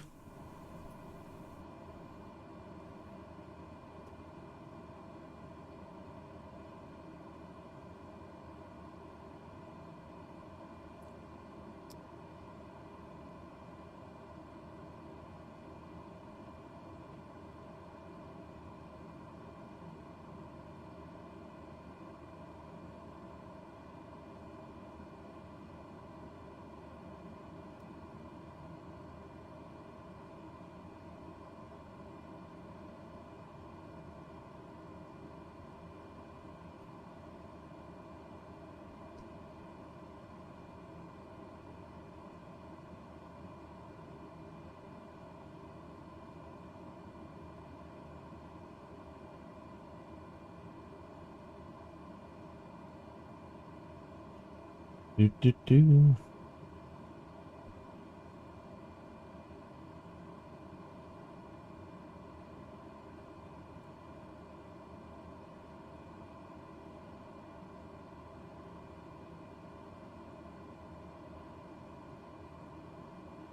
Yeah, I think with my 5 degrees off, I would have put us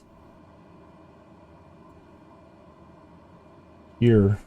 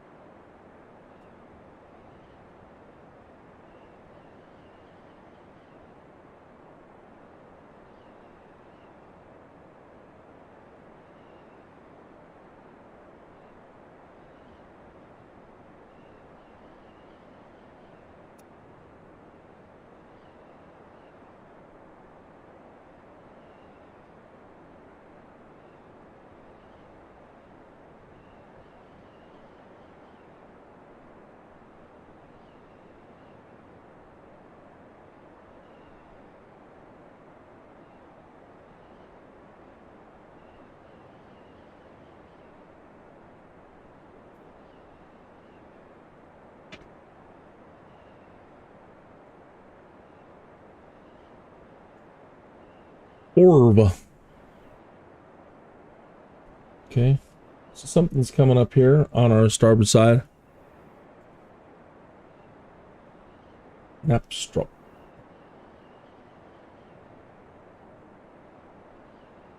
Knapstrup is a small railway town, with a population of 1,074, at the railroad between Kalundborg and Holbæk in Holbæk Municipality, Region Zealand in Denmark. Knapstrup Manor, where the horse breed Knapstrupper was bred, is located 2 kilometers southeast of the town. Knapstrup Tegelwerk, which is located about 300 meters south of the manor, was a former brick and ceramic factory that was closed in 1988. It is currently being renovated into a center for ecological awareness by the local environmental collective McFarkit. What? It says I've gained experience in here. You know, I've never even noticed that before. But in Bushtalk, it says that I have 5,550 experience, and I have no idea what that means.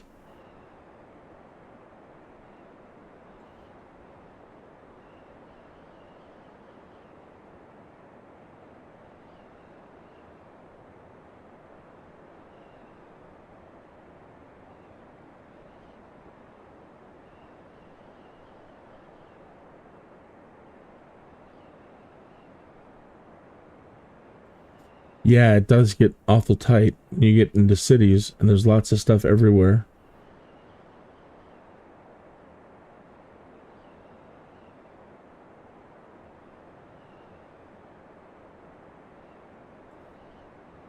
Yeah, the radar should be on.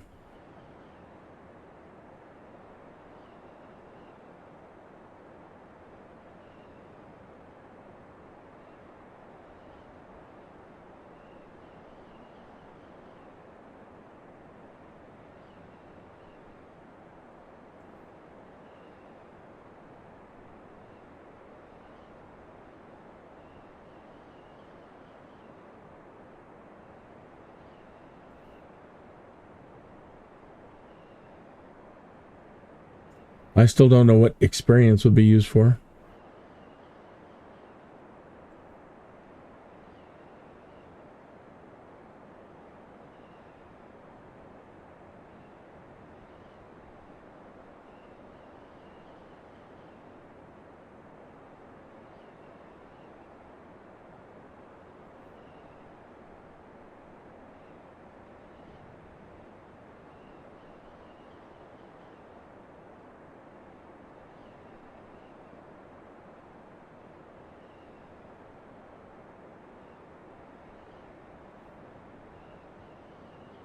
Yeah, these are the ones I did when this thing first came out and I first loaded it and tried it.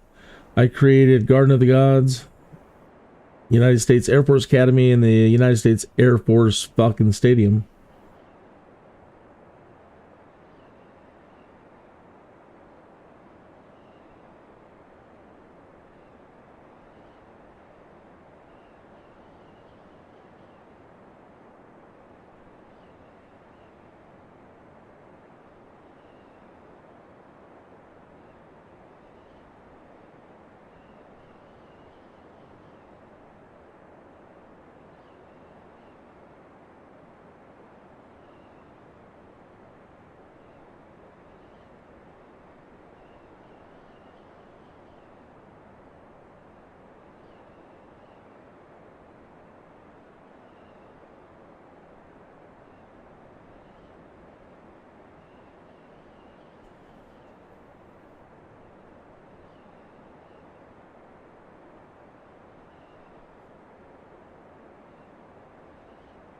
Wish we could move this, though.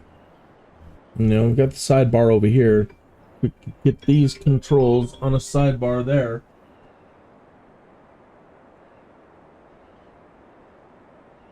I'm still going. Okay. Okay, bye. Bye.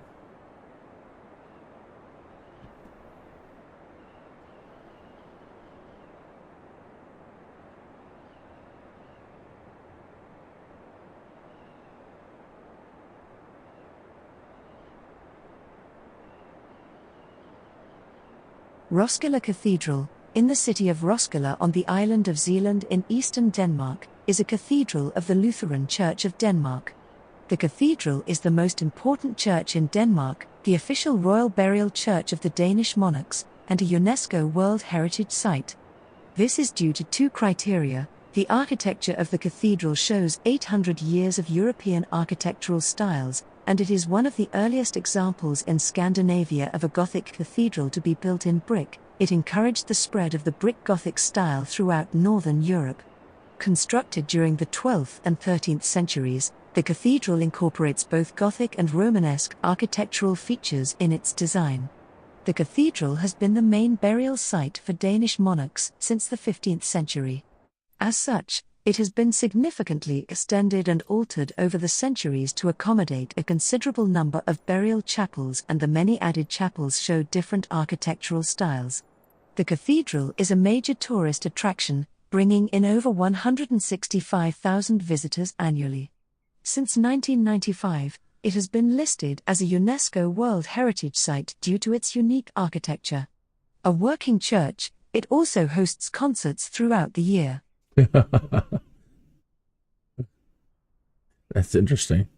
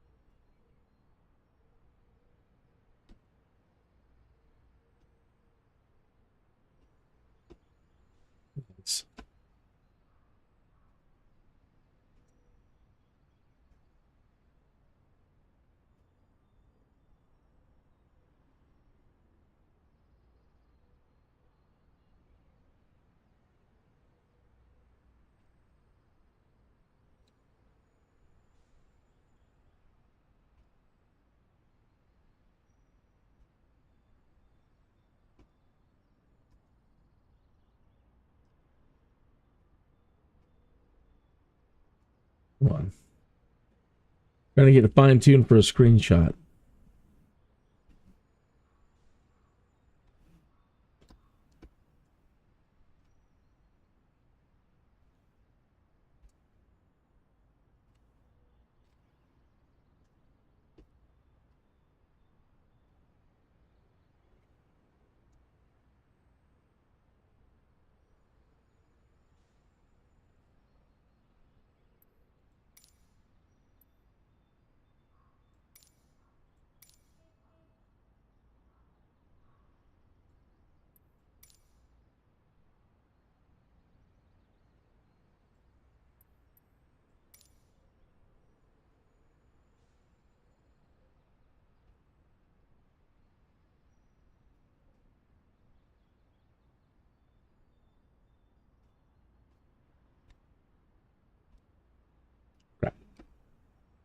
Had it. There we go.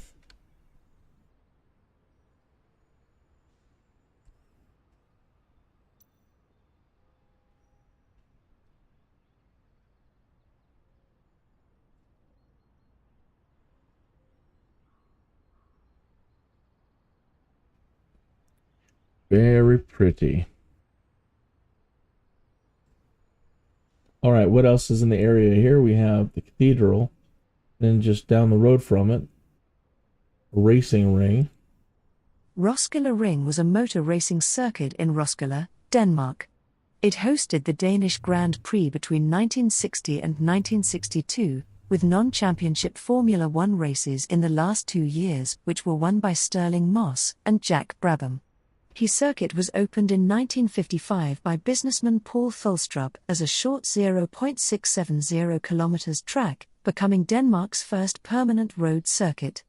The layout was a banked oval, utilizing the steep sides of the old gravel pit which the circuit was built on. In 1957 the track was extended, using waste land which existed between the circuit and the rail track to the west. This created the still relatively short 1.400 kilometers Grand Prix circuit. Typical for this circuit, described by Sterling Moss as a most peculiar raceway, were the banked corners and the fact that the circuit did not have a real straight. Because the track was built in an old gravel pit, it looks like an amphitheater. There was also an elevation of 14 meters and the track was driven anti-clockwise. That's a race. That's literally a racing track.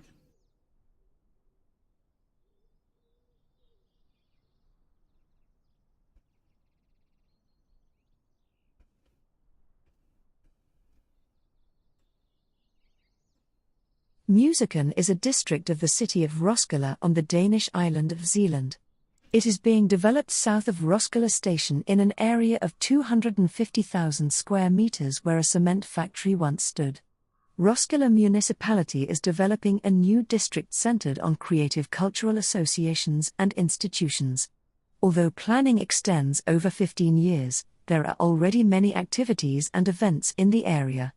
As of December 2014, 29 enterprises have based their offices in the Musicon district, providing around 1,100 jobs. About 200 young people have moved into the area's housing accommodation. Denmark's Rock Museum is scheduled to open at the end of 2015. In 2012, Roskilde Municipality won the Danish Urban Planning Award for their development strategy for Musicon, including its Rabalder Park.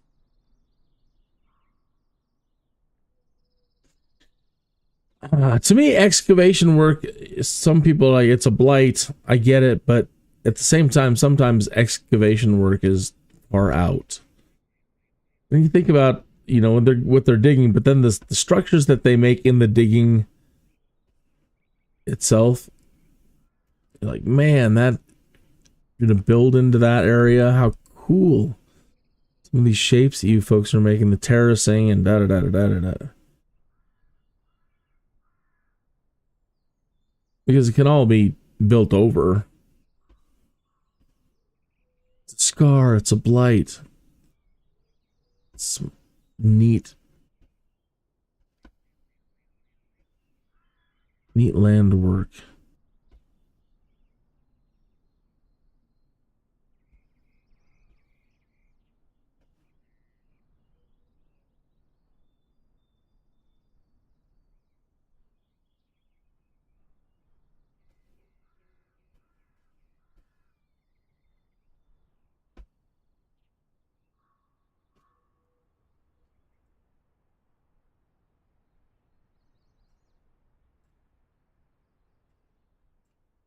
So nothing for a bit.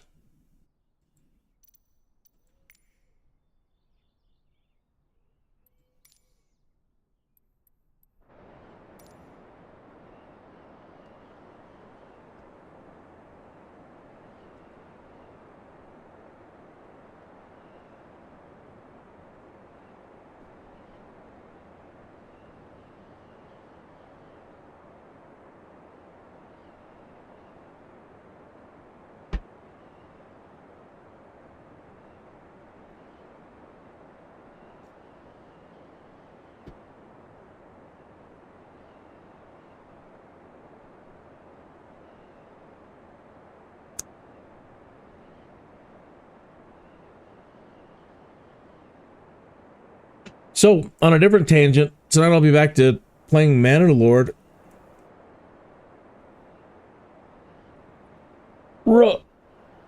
Pardon the stretching. That looks like a neat little racetrack down there. How cool. Like dirt racing or something. Nice. And I think I'm on my way to my very first victory in Manor Lord. There's 3 levels. One of them is where there's no bandits and there's no conflicts, and you're just building and seeing how cool you can be and what you can build. Kind of SimCity, no disasters.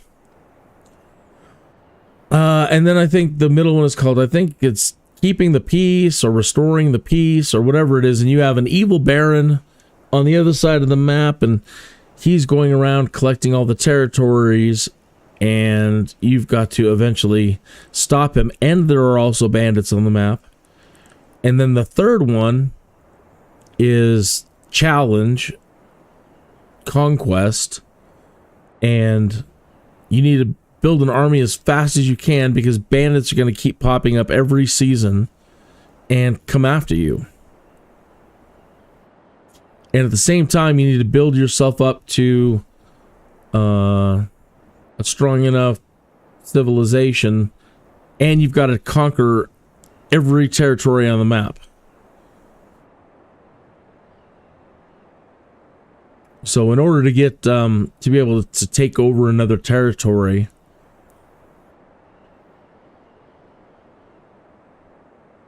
you have to have influence points. So by going out and fighting bandits and destroying their camps gives you boosts of influence.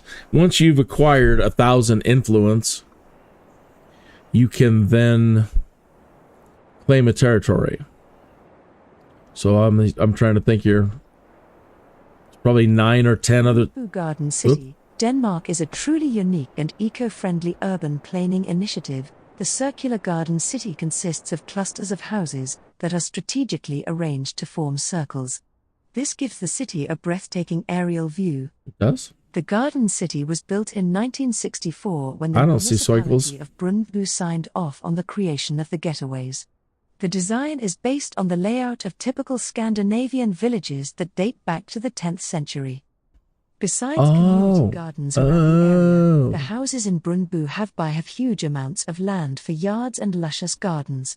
This allows residents to be surrounded by greenery and peacefully relish the solitude, away from the loud and busy city life. Yeah, but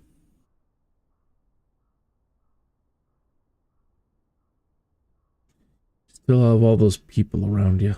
Guess what? You can't leave an open space every other one. It's nice though. It's very interesting. Does make sense. Yeah, it is very much like since I'm playing Manor Lords, thinking about the services that you have to have, like your granary and your storage area, and how your supply lines move, and how this is very efficient. Because, the entrances to all these people that you need to service. So I imagine if you have your granary and your storage and your water wells and everything right there in the middle, your people don't have a long way to run. You could even have the manor there, the big, either way. It's funny how when doing this, I can relate it to a lot of other games, like Rome Total War, when we were in Rome, looking at all the places.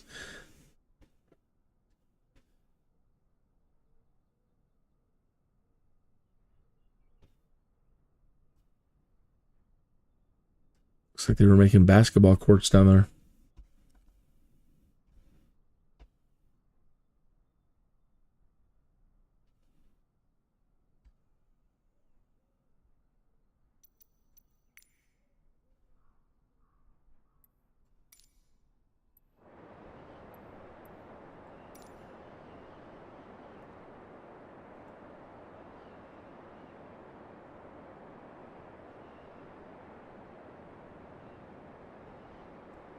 Okay, now we need to take a diversion.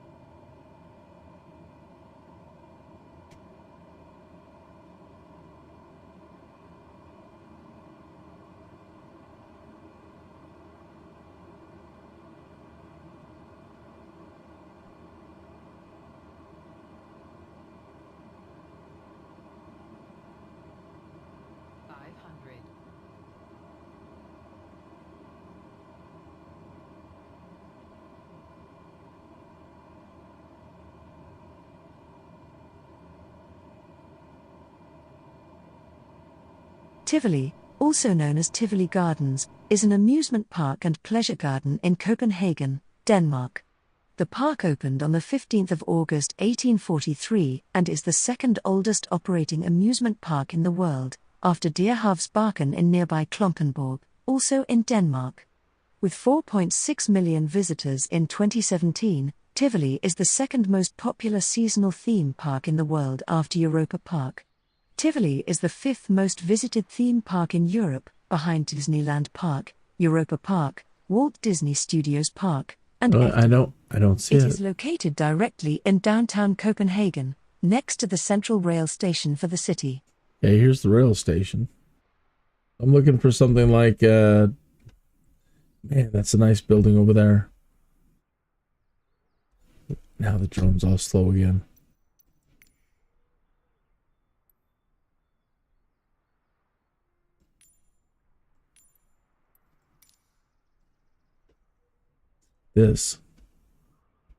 That is neat.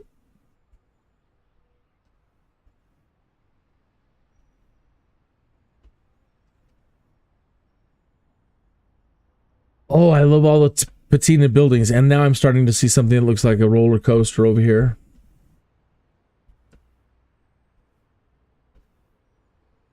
Right on. So a theme park in Denmark that rivals Disneyland at times, huh?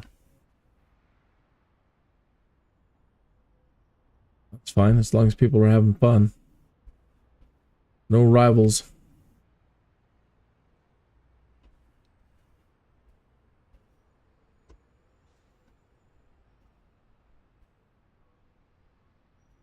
Okay, so that is the amusement park. And that means that this is next. Copenhagen is the capital and most populous city of Denmark, with a population of 1.3 meters. And the Copenhagen metropolitan area 2,057,142. Copenhagen is on the islands of Zealand and Amager, separated from Malmö, Sweden, by the Øresund Strait. The Øresund Bridge connects the two cities by rail and road. Originally a Viking fishing village established in the 10th century in the vicinity of what is now Gammel Strand, Copenhagen became the capital of Denmark in the early 15th century. Beginning in the 17th century, it consolidated its position as a regional center of power with its institutions, defenses, and armed forces. Since the turn of the 21st century, Copenhagen has seen strong urban and cultural development, facilitated by investment in its institutions and infrastructure. The city is the cultural, economic and governmental center of Denmark. It is one of the major financial centers of Northern Europe with the Copenhagen Stock Exchange. Copenhagen's economy has seen rapid developments in the service sector, especially through initiatives in information technology, pharmaceuticals and clean technology. With a number of bridges connecting the various districts, the cityscape is characterized by parks, promenades, and waterfronts. Copenhagen's landmarks such as Tivoli Gardens, the Little Mermaid statue, the Amalienborg and Christiansborg palaces, Rosenborg Castle, Frederiks Church, Borgen and many museums, restaurants and nightclubs are significant tourist attractions. The University of Copenhagen, founded in 1479, is the oldest university in Denmark. Copenhagen is one of the most bicycle-friendly cities in the world. The Copenhagen Metro, launched in 2002, serves central Copenhagen. Additionally, the Copenhagen S-Train, the local TOG, and the Coastline Network serve and connect central Copenhagen to outlying boroughs. Serving roughly 2.5 million passengers a month, Copenhagen Airport, Kastrup, is the busiest airport in the Nordic countries. What an absolutely beautiful place. What a beautiful, beautiful, beautiful place.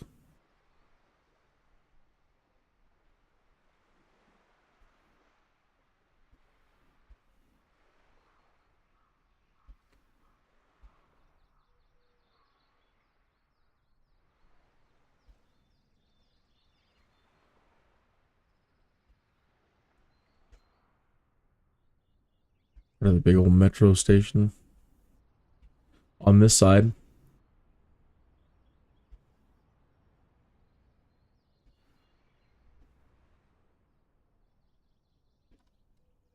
I'm really happy that I decided to divert and come over here, not skip any of this, because wow, this is immediately. I'm like, I want to visit here. I want to go here.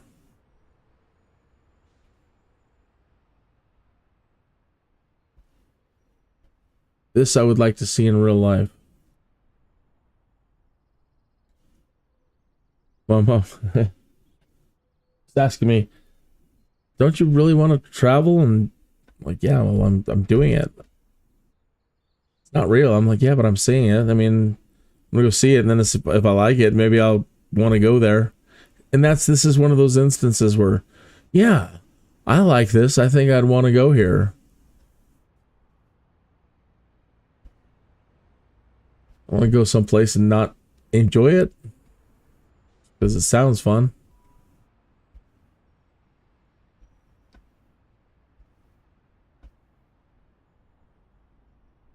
Very nice. Okay. All right. So let's, there's a couple other places on here.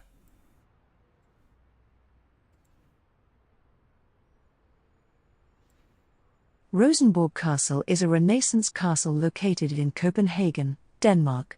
The castle was originally built as a country summerhouse in 1606 and is an example of Christian IV's many architectural projects.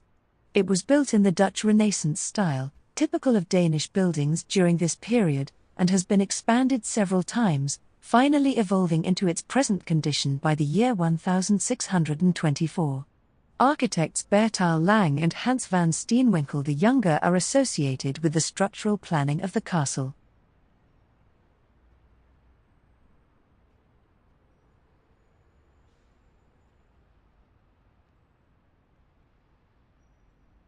Frederiks Church, popularly known as the Marble Church for its Rococo architecture, is an evangelical Lutheran church in Copenhagen, Denmark.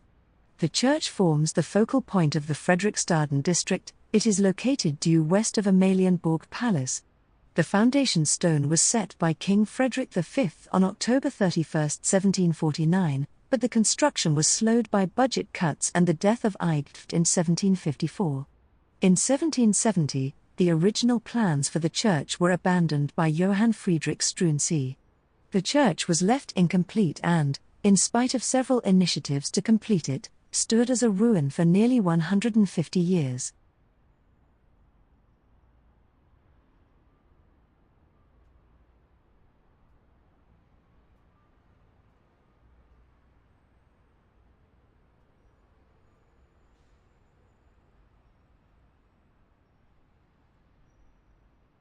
Opera House. That's what that was. The Copenhagen Opera House is the national opera house of Denmark, and among the most modern opera houses in the world. It is also one of the most expensive opera houses ever built, with construction costs well over $500 million. It is located on the island of Holmen in central Copenhagen. The house is administered by the Royal Danish Theatre and is one of the best equipped in the world. It has a main stage with 5 other stages directly connected, where large setups can be moved easily in and out. The theatre can seat between 1492 and 1703, depending on the size of the orchestra. The 1,492 seats are all individually angled in order to provide the best experience. Well, that's something.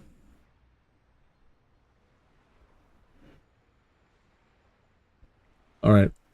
I'm getting twitchy. We better wrap it up. Okay, let's get back to the cockpit here and talk to air traffic control.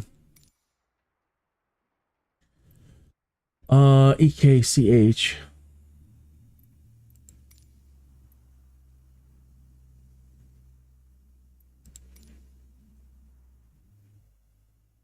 Four miles northwest, 300 feet with Oscar to land.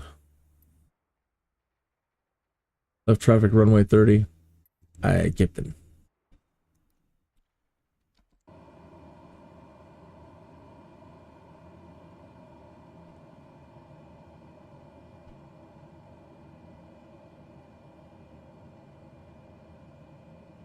Nyhavn is a 17th century waterfront, canal and entertainment district in Copenhagen, Denmark.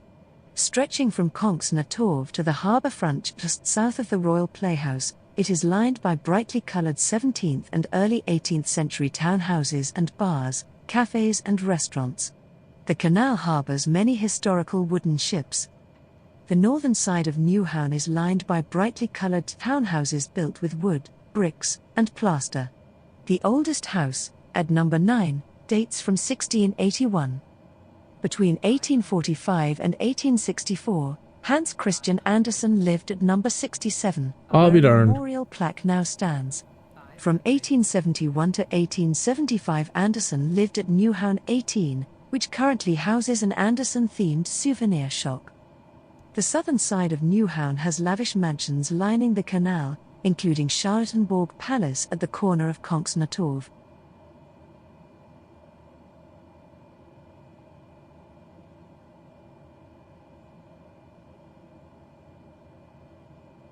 He wrote The Little Mermaid, right?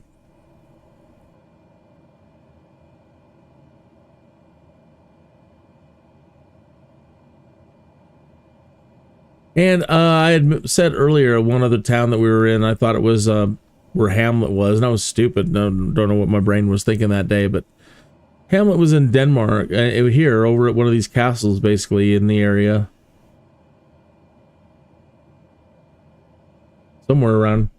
Somewhere in the vicinity.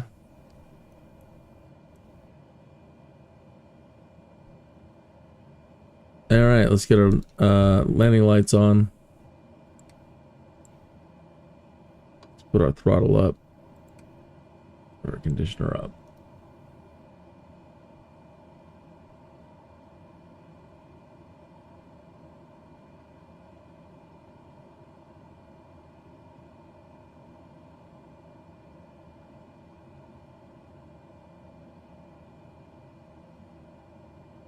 Separator open.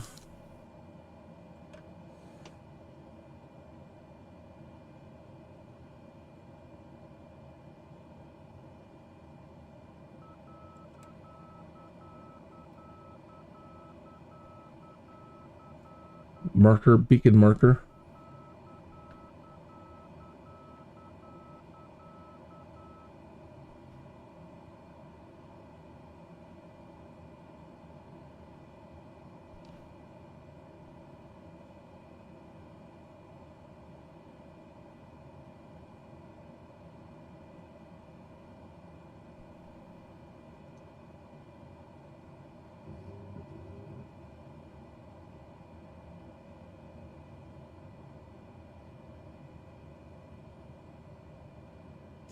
I was saying yesterday, I'm surprised they haven't built a system that when you raise your flaps, it also raises another flap, which in the front of the plane, which keeps your nose down. You know, and maybe that is by design, you know, but I find it, you know, I don't really enjoy it that much. When you, you know, you need to slow down, raise your flaps. There's about half flaps right there, and again your nose immediately shoots up. So it'd be neat to have a system where when you raise your flaps, or lower your flaps I should say, that there's another system in the front of the plane, like canard, I guess, that kind of design, right? Get that right? Then that will keep the nose level, slow you down without throwing the nose up.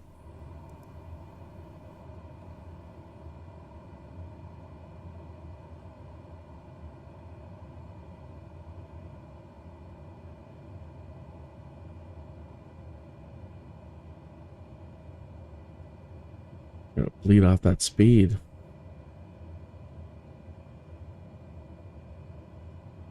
Now we're going to pick up more speed. Just as I throw up full flaps.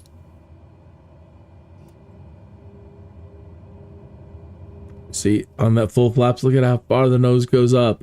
Peberum is a small Isn't that crazy? artificial island in the Danish part of the Øresund Strait, created as part of the Øresund Bridge connecting Denmark with Sweden.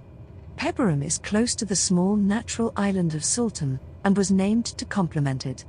It has an area of 1.3 square kilometers and belongs to Denmark. The reason for constructing the island was to have a crossover point between the tunnel and the bridge. The tunnel was built since a bridge spanning the entire link between Malmö and Copenhagen would have interfered with obstacle-free zones around Kastrup Airport. Another reason was to provide an opportunity for large ships to pass the Öresund without worrying about the height of the bridge. To make the Öresund bridge higher would interfere with the freight train traffic because a steeper gradient would be needed. The border between Swedish and Danish railway signaling and railway traffic control is on Peberum. There is an exit from the motorway on the island, banned from unauthorized traffic, and a helicopter pad mainly planned for usage at traffic accidents.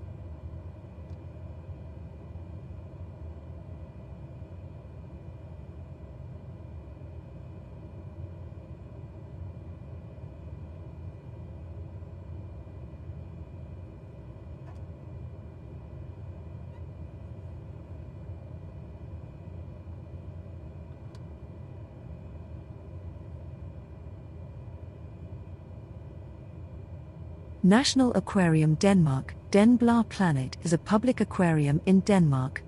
The original aquarium was located in Charlottenland, but this facility closed in 2012. That Den wasn't Blå the Planet softest landing opened I've in seen. 2013. You're in kidding me. Kastrup, a That was suburb nice of and soft. Copenhagen. It resembles a Taxi to whirlpool when parking seen and from shut down above. your engine. It often is, being close to the Copenhagen airport. It was designed by Danish architects 3XN. To reduce energy consumption, the building is equipped with cooling units using seawater from Öresund and double glazing. Oh, that's It neat. covers a total of 12,000 square meters, including the 10,000 square meters building and 2,000 square meters outdoors. In the first year of existence, the aquarium received approximately 1.3 million visitors, twice as many as expected. To mitigate this extra wear, and in order to improve public education, 12.5 million Danish kroner were spent on changes and renovations of the aquarium. The Blue Planet contains about 7 million liters of water divided into 53 exhibits. There are 5 main sections.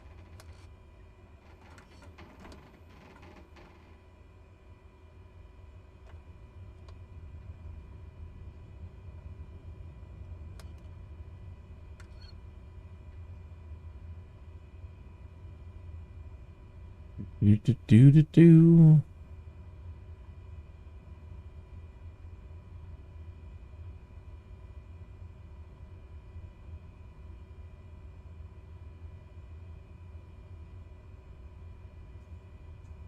Well, I don't know where they want us to go to keep parking, so we're off the runway. I'm gonna just pull over here. Let's see, where do they want us to go? All right.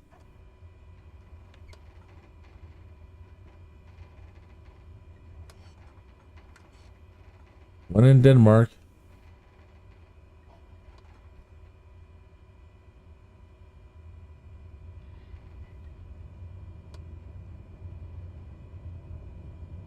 My butt across these runways.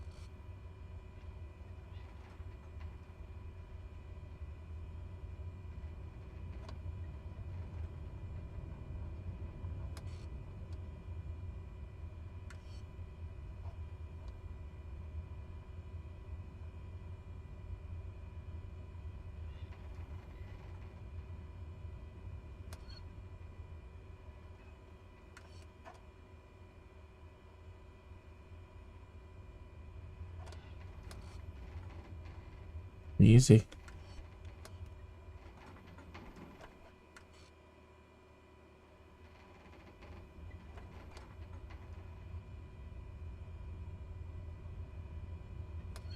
So they're giving us VIP parking today.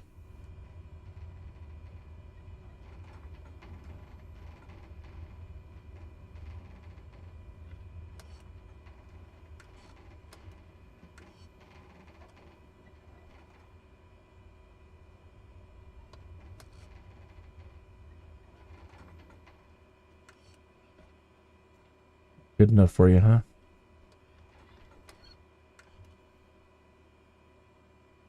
Say, come on. Come on. Alrighty. So we're not at our pay destination, but we're here and we're close enough to it. We'll do that first thing tomorrow.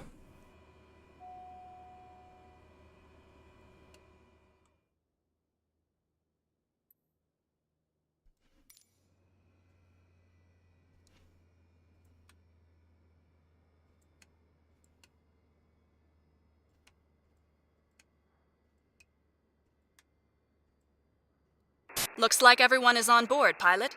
Let's get out of here. No. We're going to finish up tomorrow, Alana. Hope you don't mind. Okay. Pop out, stretch, take a look around. Oh, Artie's over there fishing already. He's like, I know what I want to do.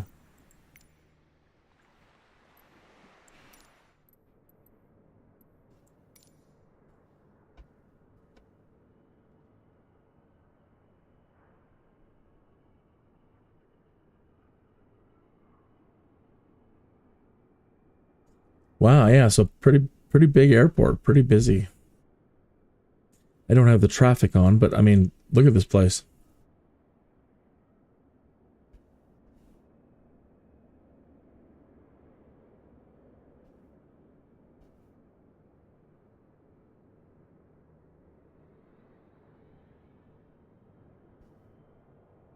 Pretty fantastic.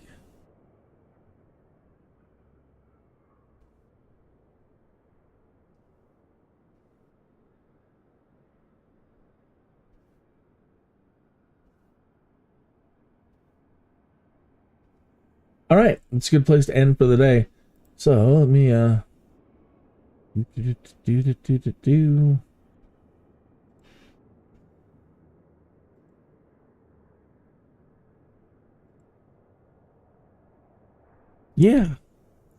So thank you for watching. We'll pick it up tomorrow. Same Skydude time, same Skydude channel. And in the this evening tonight at 7, continuing on with Manor hopefully my first victory in the game. It's been very interesting, very challenging. Very, very challenging. I think you're gonna love it. If you're into that kind of thing, I think you're gonna love it. And it's pre-release. You might want to wait, but I still think you're gonna be just thrilled with it. It's really a fun title. It's really obsessive really quick. So thanks for tuning in. See you tomorrow.